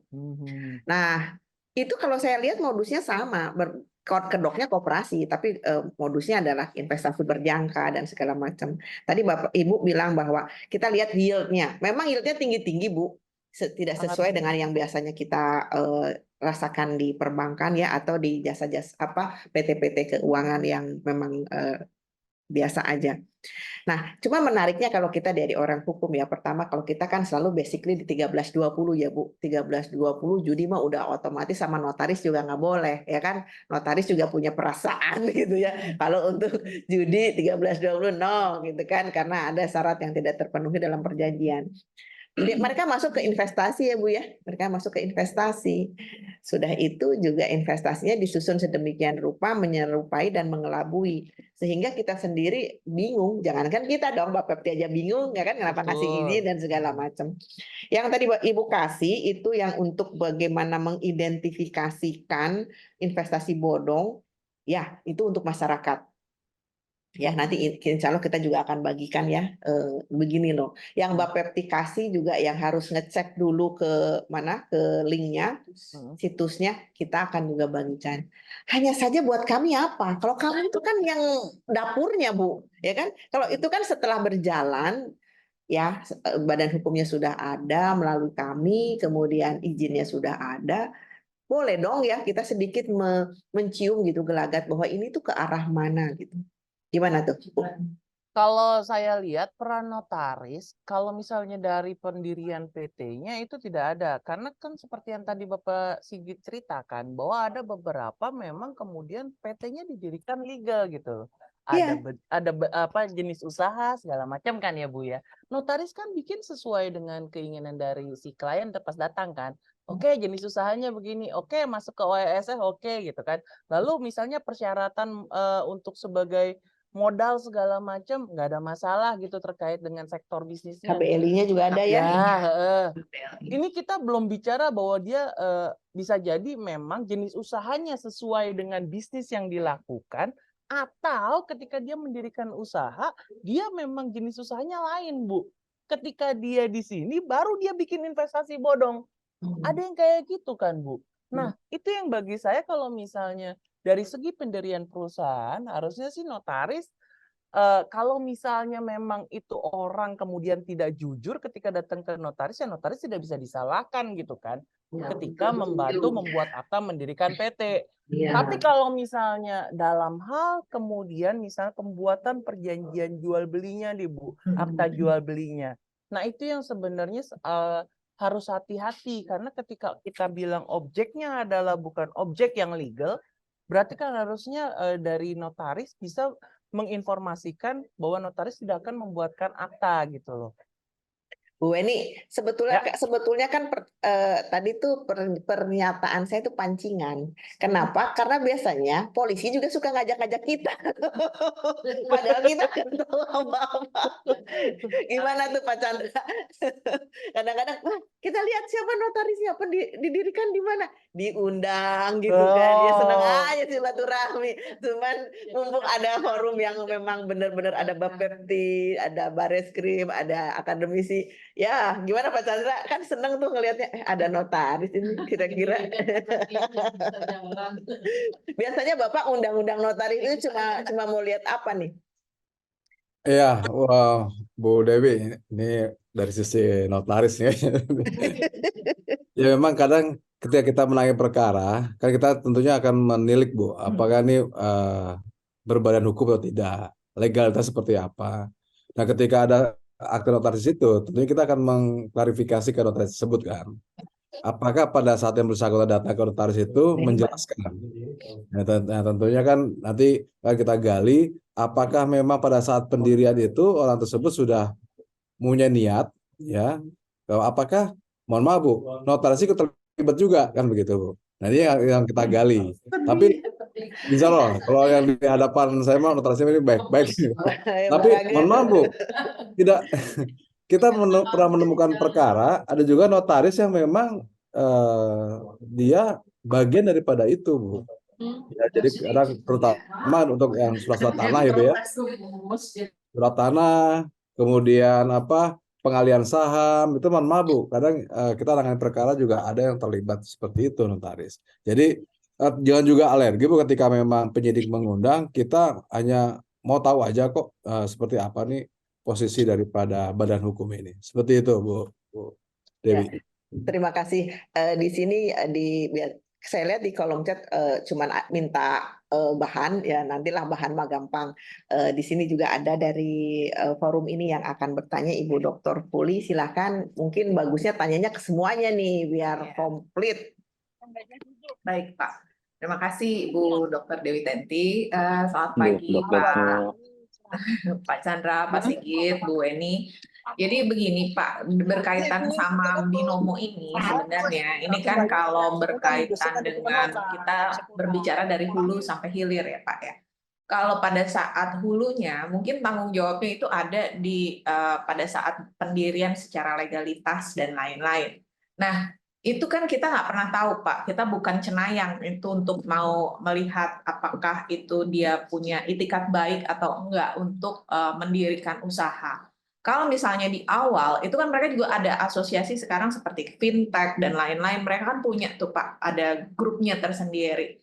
Sebenarnya kalau notaris itu kan pasti melihatnya sepanjang mereka memenuhi persyaratan dan KBLI-nya itu diatur, itu silahkan didirikan. Nah, hanya saja pada saat di tengah jalan ini masalah perizinan, Pak. Kalau saya melihatnya, apakah dimungkinkan Pak Sigit sama Pak Chandra gitu untuk kebijakan-kebijakan seperti untuk trading itu dibatasi. Jadi mungkin nanti dari tempatnya Pak Sigit, kalau saya boleh usul, boleh nggak kita usul kepada BKPM untuk OSS NIB-nya nanti itu di-freeze Pak dari awal. Jadi tidak keluar perizinan kalau khusus untuk yang trading-trading seperti ini. Karena kan saat ini kan sudah kasusnya binomo sama si robot trading ya Pak ya. Nah, secara tadi Pak Chandra juga tadi sudah menanggapi Bu Dewi gitu, bagaimana dengan perannya notaris? Notaris ini kan nggak mungkin disangkut pautkan kecuali dia memang ada niat atau tindak pidana ya Pak ya, ada mens rea-nya di sini untuk money laundering atau TPPU atau hasil korupsi dan lain-lain gitu kalau kita melihatnya dari sana. Nah, pertanyaan saya sih Pak, antisipasi yang harus dilakukan oleh notaris ya Pak ya, di awal itu tools-nya apa saja kira-kira? Pak Sigit, Pak Chandra, nah untuk Bu Weni gitu, kita punya apa sih Bu kira-kira kita bisa menggali lebih dalam untuk mereka agar mereka kan pasti nggak akan ngomong kalau mereka punya niatan tidak baik gitu. Nah, apakah itu mungkin kita membatasi dan apakah dimungkinkan juga untuk perizinannya itu di freeze atau dibekukan dengan tidak keluar perizinan atau NIB di OSS? Mungkin itu dulu Pak. Nanti kita mungkin bisa ada pertanyaan lebih lanjut. Terima kasih. Oke, emang nggak dari Pak Chandra dulu mungkin ya?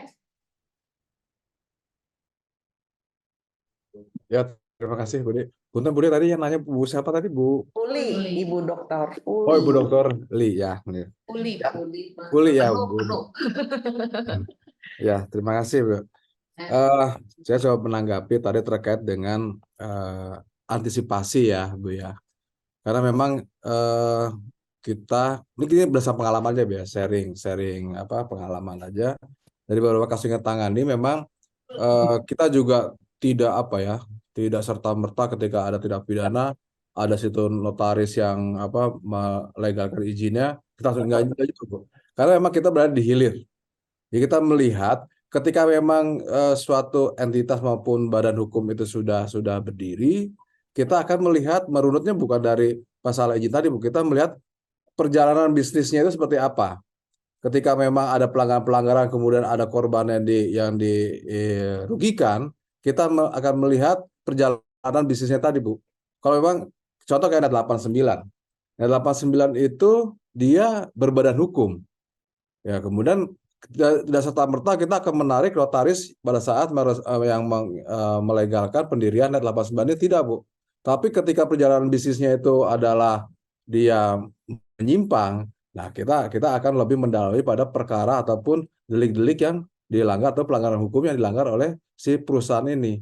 Jadi dalam hal ini notaris aman lah Bu. Maksudnya yang penting memang yang tadi sampaikan tadi, karena memang notaris kan bekerja ataupun berdasarkan persyaratan yang sudah lengkap. Ketika memang sudah lengkap, ada ya otomatis kan tuh. Nah, tinggal kita melihat memang perjalanan yang dilakukan oleh badan usaha ini, apakah dia melakukan pelanggaran hukum. Jadi kita ada di hilir ya.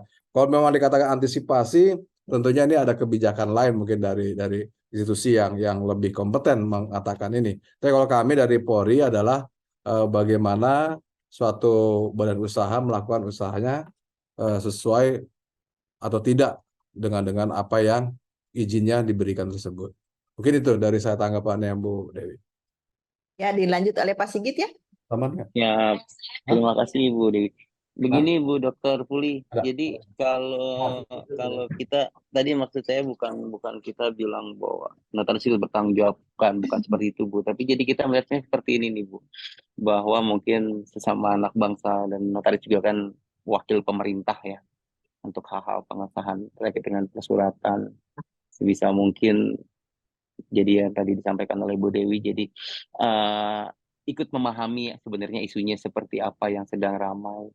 Ini perlu sebagai apa namanya masukan aja. Kemudian terkait dengan upayanya pemerintah Bu untuk yang pembatasan kepada OSS, kebetulan memang saat ini kan memang yang paling utama itu adalah bagaimana meningkatkan investasi dalam negeri ya Bu. Meningkatkan investasi ini juga makanya kategori OSS ini kan jadi rendah, sedang, tinggi berdasarkan resiko. Tingkat kemudahan seperti ini kan baik, namun juga penuh dengan catatan pastinya nantinya. Jadi akhirnya yang tadi seperti yang disampaikan oleh Pak Kombes Chandra bahwa institusi yang bersangkutan yang harus juga rajin memonitor Bu. Kebetulan kalau kayak di OSS BKPM ini kan memang sebenarnya ada perwakilan institusi Bu. Jadi kayak misalkan Bu Dr. Puli pergi ke BKPM kalau terkait yang tadi disampaikan oleh Mbak Weni bahwa terkait dengan MLM di sana yang menangani secara substansi ada di Kementerian Perdagangan Bu. Tapi secara substansi perizinan kebetulan itu diserahkan ke OSS. Nah, di OSS ini nanti ada wakilnya perdagangan Bu di sana. Jadi bisa juga sebenarnya nanti di frontlinernya BKPM, seingat saya itu perdagangan punya wakil, Bapepti juga punya wakil di sana Bu untuk mengasis BKPM dan mengasis masyarakat, pengacara dan notaris biasanya memang kita siapkan orang di sana Bu. Mereka piket secara bergantian dan konsepsinya malah dipekerjakan di sana Bu. Mereka ngantor di sana dulu sebelum ditarik pulang mereka ngantornya jadi pindah ke Gatot Subroto Bu. Dan yang upaya yang terakhir kita lakukan mungkin pencegahan kita yaitu preventifnya kita ada orang di sana. Kemudian yang utama adalah ya setelah kita lihat tadi kita lihat dari kasusnya Indra Ken karena dia bikin sekolah, itu sekolahnya yang kita minta ke OSS untuk di freeze Bu, untuk dicabut perizinannya. Mungkin yang terkait dengan kasus-kasus yang ada sekarang, kalau misalkan kita ngomong di mana notaris bisa dianggap masuk ya tadi yang seperti disampaikan oleh Pak Kombes Chandra, tidak ada masalah lah, semua tergantung mens rea-nya juga ya Bu. Cuma kan nanti kita melihat nih, biasanya kita ngetes kalau penyidikan ngetes aset Bu. Ini uangnya dibeliin tanah, hanya notaris yang beli PT-nya lagi bermasalah.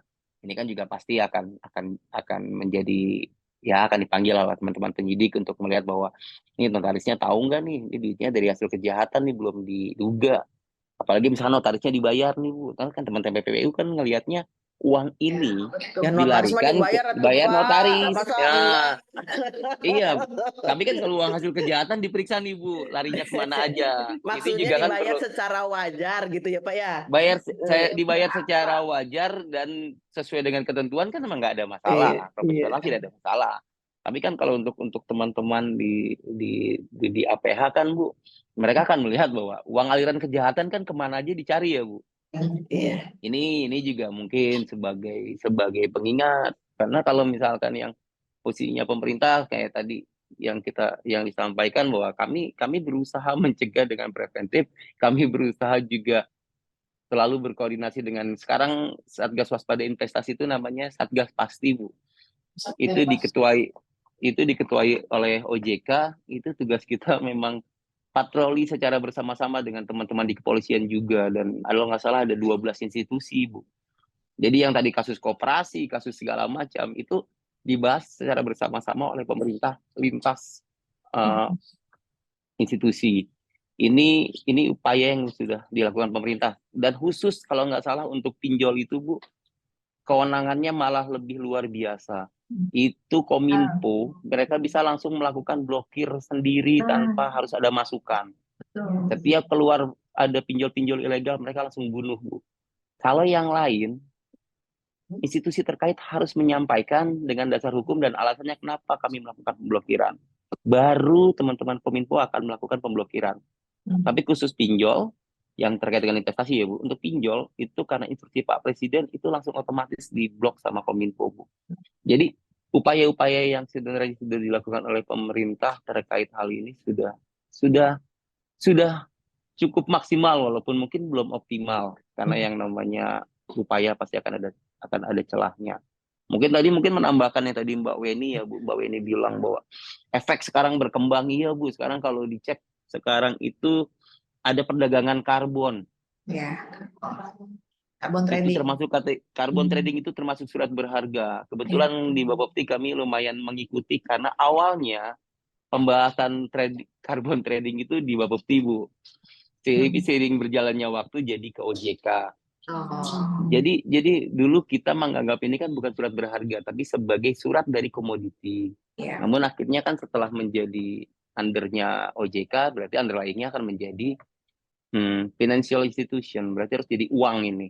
Jadi keluarlah efek istilahnya. Nah dulu kita mikir, oh efeknya berkembang nih, surat berharganya nambah 1 nih. Surat berharga terkait dengan carbon trading. Ini hal-hal seperti ini juga yang selalu dinamis. Mungkin ini mungkin malah pesannya buat Bu Weni sini Bu Dokter. Kalau kita saya kebetulan anak hukum UI Bu, dulu saya juniornya Bu Weni, saya 99. Jadi saya belajar hukum pasar modal ada, hukum perbankan ada. Satu-satunya hukum yang tidak diajarkan di fakultas hukum manapun kayaknya hukum perdagangan berjangka Bu. Ini yang menurut kita kayaknya mungkin perlulah kita mulai ada Bapepti nanti dengan kampus-kampus untuk mengintegrasikan bahwa harusnya ada mata kuliah ini, karena kalau hitung-hitungan kita aja ya Bu, secara national value itu dalam 1 tahun uang yang berputar secara national value itu di atas 4.000 triliun Bu, di industri ini perputaran uangnya sekitar 40.000 triliun national value yang hitung-hitungannya Bapepti yang kita sampaikan untuk laporan publik. Pak Sigit, setelah ini langsung ditindaklanjuti MOU sama Fakultas Hukum Universitas Indonesia. Masa binomo aja punya pendidikan? Ibu, mahasiswa saya kalau misalnya bikin skripsi soal masalah bursa komoditi susah banget interview sama Bapepti. Wah, makanya harus ada MOU. Setelah ini langsung ada MOU antara Bapepti dan FHUI. Kelompok Pencapirma sebagai tamu saja. Oh ini sini jawab. Ngobrolnya berdua ya, Pak Sigit. Saya cuma mau menambahkan bagaimana sih supaya kita tuh preventifnya tuh benar gitu ya. Dalam artian gini, zaman dulu PT PMA kalau mau bikin akte ke notaris zaman dulu nih, itu harus ada rekomendasi dari BKPM.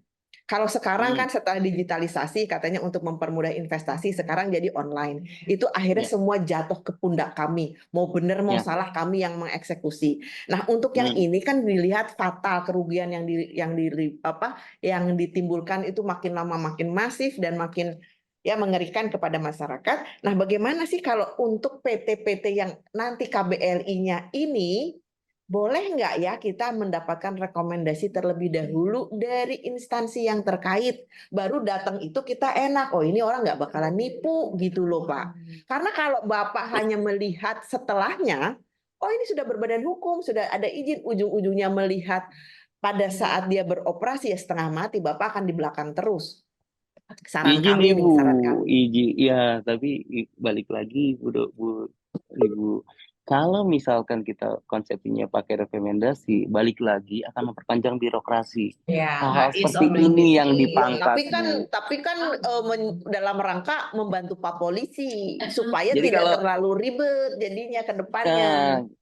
kalau kita yang sering gini nih Bu, kebetulan tadi sekalian nyambung Bu ini, kami sebenarnya open Bu, karena nanti kami selalu terbuka untuk diskusi. Jadi kayak teman-teman tadi, misalnya Ibu sempat bilang anaknya tadi di SSK. Teman-teman SSK tuh biasanya lawyer-lawyer ini kalau membuat mereka sedang ada ingin yang Jakarta Barat kopi kalau ada sertifikatnya sama. Oh, ini ada yang ngurusin sertifikat ya. Terus Pak. Jadi gini, jadi kalau teman-teman pengacara ini biasanya kalau mereka punya klien asing ingin membeli perusahaan atau establish ke perusahaan di Indonesia yang terkait dengan Bapepti, mereka berkomunikasi dengan Bapepti Bu. Kita memang ada saluran hotline-nya lah untuk bisa berdiskusi mengenai apa aja persyaratannya, apa seperti apa aja batasannya, apa yang nggak boleh. Mungkin teman-teman lawyer ini biasanya berkomunikasi, dan paling banyak kayaknya teman-teman SSK nih Bu, karena kebetulan ada beberapa partnernya teman-teman saya kuliah, jadi mereka sering komunikasi, tapi terusnya ke tempat-tempat yang lain. Hal seperti ini mungkin kalau rekomendasi kayaknya rumit Bu. Kita tidak boleh mengeluarkan rekomendasi karena ini memperpanjang birokrasi. Hal seperti ini juga tetap harus kita jaga, dan makanya yang kita taruh orangnya di sana Bu. Kita taruh orang di OSS. Biar nggak ada lagi tata persuratan ke kita. Ya udah kalau mau nanya di sana, ini bisa apa enggak? Ini clear apa enggak? Oke. Aku tambahin sedikit. Oke. Siap, Mbak. Bu Dokter. Ya, Bu Weni ya, silahkan.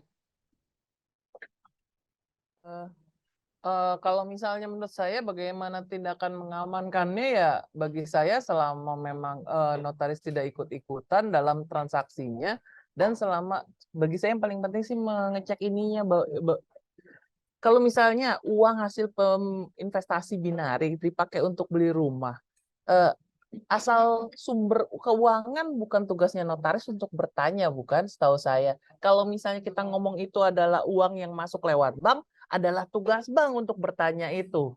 Saya nggak tahu apakah untuk dalam kasus pencucian uang, notaris juga kemudian wajib bertanya sumber uangnya dari mana Bapak Ibu untuk beli rumah, untuk beli mobil gitu.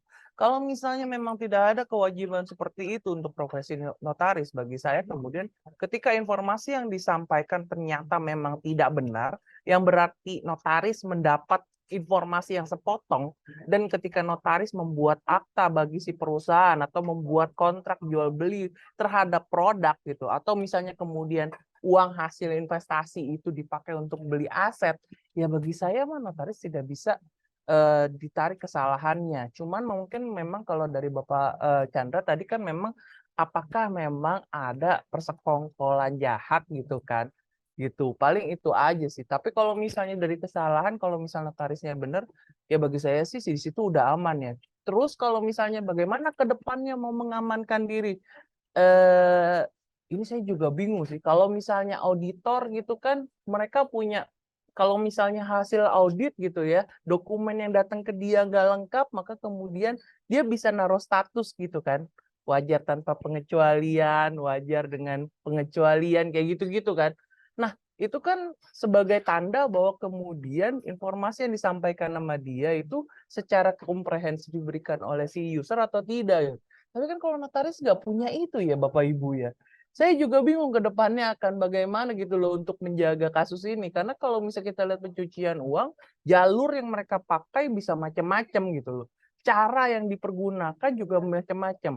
Satu transaksi untuk penjualan produknya aja, terkadang mereka nggak cuman dari satu pihak penjual, pihak pembeli gitu. Ada nasabah, ada penjual. Enggak, Bapak Ibu. Terkadang mereka akan pakai layering. Layering ini yang kemudian memang cenderungnya pasti diindikasikan ada kemungkinan pencucian uang di situ. Begitu Bapak Ibu, jadi yang bisa saya sampaikan. Terima kasih Bu Weni. Tadi bisik-bisik gimana kalau kita membuat pernyataan juga sebelum ya, membuat preventif, kita bikin pernyataan kalau dia tidak akan melakukan hal-hal yang dilarang gitu kan dalam melakukan perbuatan. Notaris yang membuat pernyataan yang menjamin gitu Bu. menjamin. Dia yang bikin dong. Masa Oh, dia. notaris? Oke, oke. Kalau kita mah nggak mau, dianya yang bikin. Bahwa itu keinginan dia sendiri, tidak ada Iya, dan kerjasama dia gitu, Bapak Ibu. menggaransi bahwa tidak akan melakukan perbuatan yang seperti itu.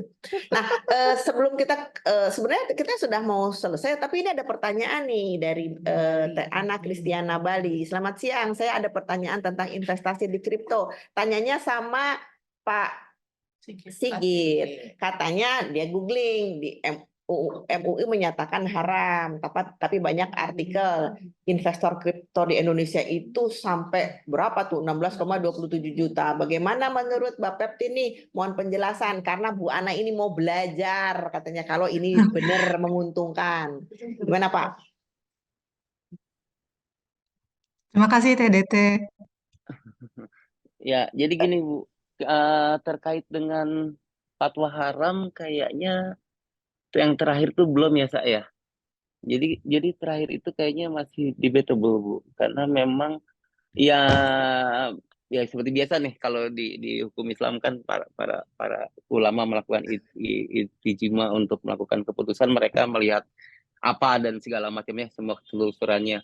Jadi kalau yang sepanjang pengetahuan kami di Bapepti, awal memang sempat ramai dibilang bahwa ini haram. Tapi selanjutnya kalau nggak salah perkembangannya nggak Bu. Belum ada yang secara resmi dideklar ini haram, dan memang masih ada pertemuan dengan teman-teman di MUI, dengan PBNU, dengan PP Muhammadiyah juga kalau nggak salah, yang besar untuk melihat kejelasan ini Bu. Dan kalau misalkan kayak Ibu tertarik dengan kripto Bu, kripto ini juga mesti hati-hati Bu, karena nanti balik lagi yang tadi disampaikan oleh Bu Eni bahwa kripto ini termasuk salah satu investasi yang harus sangat ditelusuri. Utilitas koinnya seperti apa, guna koinnya seperti apa, ini koinnya anakan dari mana, karena ini koin ini konsepnya beranak pinak nih Bu. Bitcoin sebagai mothernya altcoin, kemudian mereka akan turun ke Ethereum, turun ke Binance BNB, kemudian si koin X misalkan baru menetas menjadi koin. Ini juga harus dilihat siapa yang menerbitkan koinnya, siapa penjamin keuangannya, Rockwell kah, Blackwell kah, ini semua mesti dicek. Kalau istilahnya di dunia kripto harus dilihat white paper-nya Bu. Lihat white paper koinnya, lihat utilitasnya. Memang 16 juta lebih tahu saya memang jumlah nasabahnya. Ini adalah jumlah nasabah paling tinggi dibandingkan dengan perkembangan jumlah nasabahnya pasar modal saat ini. Dan kalau nggak salah juga tingkat perputaran uang paling tinggi sekarang di anak-anak milenial Gen Z dan segala macam ini di kripto Bu. Dan prospektif balik lagi ke yang disampaikan sebelumnya bahwa high risk high return adalah moto utamanya Bapepti Bu, karena kita memang kemungkinan kaya banget bisa dari untungnya Bu, tapi kemungkinan miskin banget karena kalahnya juga ini juga besar. Jadi kalau kita lihat, kalau Ibu mau mempelajari kripto dengan detail seperti apa segala macam, nanti mungkin bisa berkomunikasi dengan Bapepti Bu. Bapepti kebetulan nanti di website Bapepti ada info humasnya Bu. Nanti biasanya disampaikan ke unit yang menangani. Nanti mereka akan memberikan penjelasan mengenai banyak hal terkait dengan kripto. Karena kalau untuk kripto, kalau yang tadi Ibu bilang saya tertarik juga Bu. Tahun kemarin saya coba jajal ikut-ikutan ngetes walaupun kami dilarang mengikuti hal seperti ini ya Bu. Ya yang untung Bu, yang rugi pasti. Tapi ya iya, nanti mungkin ada sesi tersendiri tentang kripto ya. Kelompok pencapir ini mulai diskusi jam 10:05 berakhir pada saat azan mulai berkumandang. Nah ini di belakang tempat kita itu masjidnya besar sekali, sudah mulai ada panggilan-panggilan untuk memulai azan. Terima kasih pada hari ini sudah berdiskusi dengan sangat seru. Ketiga narasumber Aduh, cakep banget sih, yang membuat kita akhirnya jadi sangat melek ya. Dan jangan lupa ya, Pak Sigit dan Bu Weni, MOU kita diundang bersama Pak Siap. Chandra, kita harus diundang juga. Nah, untuk menutupnya saya minta masing-masing untuk memberikan closing statement. Silahkan dimulai dari Pak Chandra. Ya, terima kasih Bu Dewi. Closing statement saya sebenarnya sih tujuan kepada masyarakat ya. Tapi mungkin saya berharap Bapak Ibu yang ada di sini bisa mengedukasi masyarakat. Jadi kalau memang mau berinvestasi itu diteliti dulu. Kita beli barang aja meneliti sebelum membeli, apalagi ini investasi yang jumlahnya ataupun nilainya besar. Jangan teliti, jangan malas membaca. Ya kalau masuk syukur bisa meriset, mereview laporan keuangan lebih bagus. Jadi apapun kita mengeluarkan uang harus betul-betul kita teliti secara cerdas. Itu aja Bu Dewi. Terima kasih Pak Chandra. Pak Sigit silakan. Izin Bu, untuk teman-teman di notaris ini yang paling penting, 2 prinsipnya sekarang yang lagi kita gaungkan bersama dengan teman-teman di OJK Bu. 2L Bu, legal dan logis. Jadi untuk semua yang ingin melakukan investasi di sektor keuangan, mau itu yang ada di bawah OJK maupun di bawah Bapepti, yang paling penting adalah legal dan logis. 1, legal itu adalah cek perizinannya. Apakah dia perusahaan yang sah? Semua institusi termasuk Bapepti kami terbuka transparan di website Bu. Kami ada semua daftar pialang pemain semua yang terdaftar di kita. Itu untuk mengecek legalitas. Kemudian logis ini adalah menghindari janji-janji yang bawa pasti untung. Dapat 20% keuntungan pasti. Hal seperti ini yang harus diperhatikan karena sangat tidak logis bahwa kalau kita naruh uang pasti untung Bu. Itu udah yang paling pesan-pesan pimpinan kami sekarang itu Bu, 2L, legal dan logis. Ini yang sedang kita gaungkan bersama dengan tim Satgas pasti Bu. Mungkin itu Bu Dewi. Terima kasih. Oke, terima kasih. Legal dan logis. Jangan mau dikasih bantah, bayar 2 miliar. Iya, Ibu Weni silakan. Terima kasih Ibu. Kalau misal saya sih sebenarnya sama dengan Pak Sigit. Jadi emang terkait dengan kalau kita mau tahu dari kalau mau bikin suatu akta memang harus dilihat produknya ini apa. Kalau misalnya terkait jual beli dari si instrumennya gitu kan. Tapi kalau misalnya terkait kemudian untuk perusahaan, sebisa pendirian perusahaannya sebaiknya sih kalau menurut saya memang harus diinterogasi banyak-banyak gitu ya. Karena untuk kemudian penyedia aplikasi, kemudian penyelenggara sistem elektronik, semua tuh harus ada perizinannya, ada persyaratannya gitu kan, ada bisnis plan-nya. Nah, kemudian juga kalau misalnya terkait nih untuk masalah penggunaan hasil investasi untuk pembelian properti, nah paling enggak sih saya pikir ya kemudian harus ya memang banyak interogasi lagi dari notaris mungkin ya Ibu ya, mungkin ya sekedar ngulik-ngulik lah ini sebenarnya gimana kok duitnya banyak banget sih, apa bisnisnya gitu, paling gitu sih Ibu-ibu ya. Namanya notaris sebagai agen Kepo gitu ya. sosialisasi, bukan interogasi. Interogasi bagian Pak Chandra. Ya Ibu, daripada nanti dipanggil sama Pak Chandra mulu kan mendingan banyak-banyak kepo Bu. Oke, terima kasih ya. Kalau sekarang ini model diskusi enak buat moderator, karena moderator itu biar nggak capek minta closing statement, biar kita nggak nyimpulin. Nah, kalau moderator giliran bikin pantun. Oh ya, sebelumnya terima kasih kepada Pak Chandra, Ibu Weni dan Pak Sigit. Dan nanti izinkan kami mengirimkan ini ya, tanda terima kasih kami dari kelompok pencapir, dan terima kasih juga atas waktu dan sharing ilmu yang sangat berguna bagi kami semua, dan semoga ini bukan menjadi akhir tetapi menjadi awal untuk terus kita menjalin komunikasi untuk mencerahkan semua masyarakat di Indonesia. Terima kasih ya, dan nanti jangan lupa foto dulu. Kalau saya bagian apa? Bagian pantun. Awas loh kalau nggak bilang cakep. Jalan-jalan ke Kota Banjar. Cakep. Pergi ke pantai main pasir. Terus belajar Belajar bareng kelompok pencapir. Yeay. Alhamdulillah, Terima kasih ya barakallah. semuanya. Assalamualaikum warahmatullahi wabarakatuh. Pak Chandra, Bu Waalaikumsalam. Weni, dan Pak Salam, Sigit, izin nanti kita Ibu. silaturahmi dan Waalaikumsalam sekaligus warahmatullahi mengundang Pak wabarakatuh. narasumber Sigit, untuk Bu Weni, hadir terima kasih.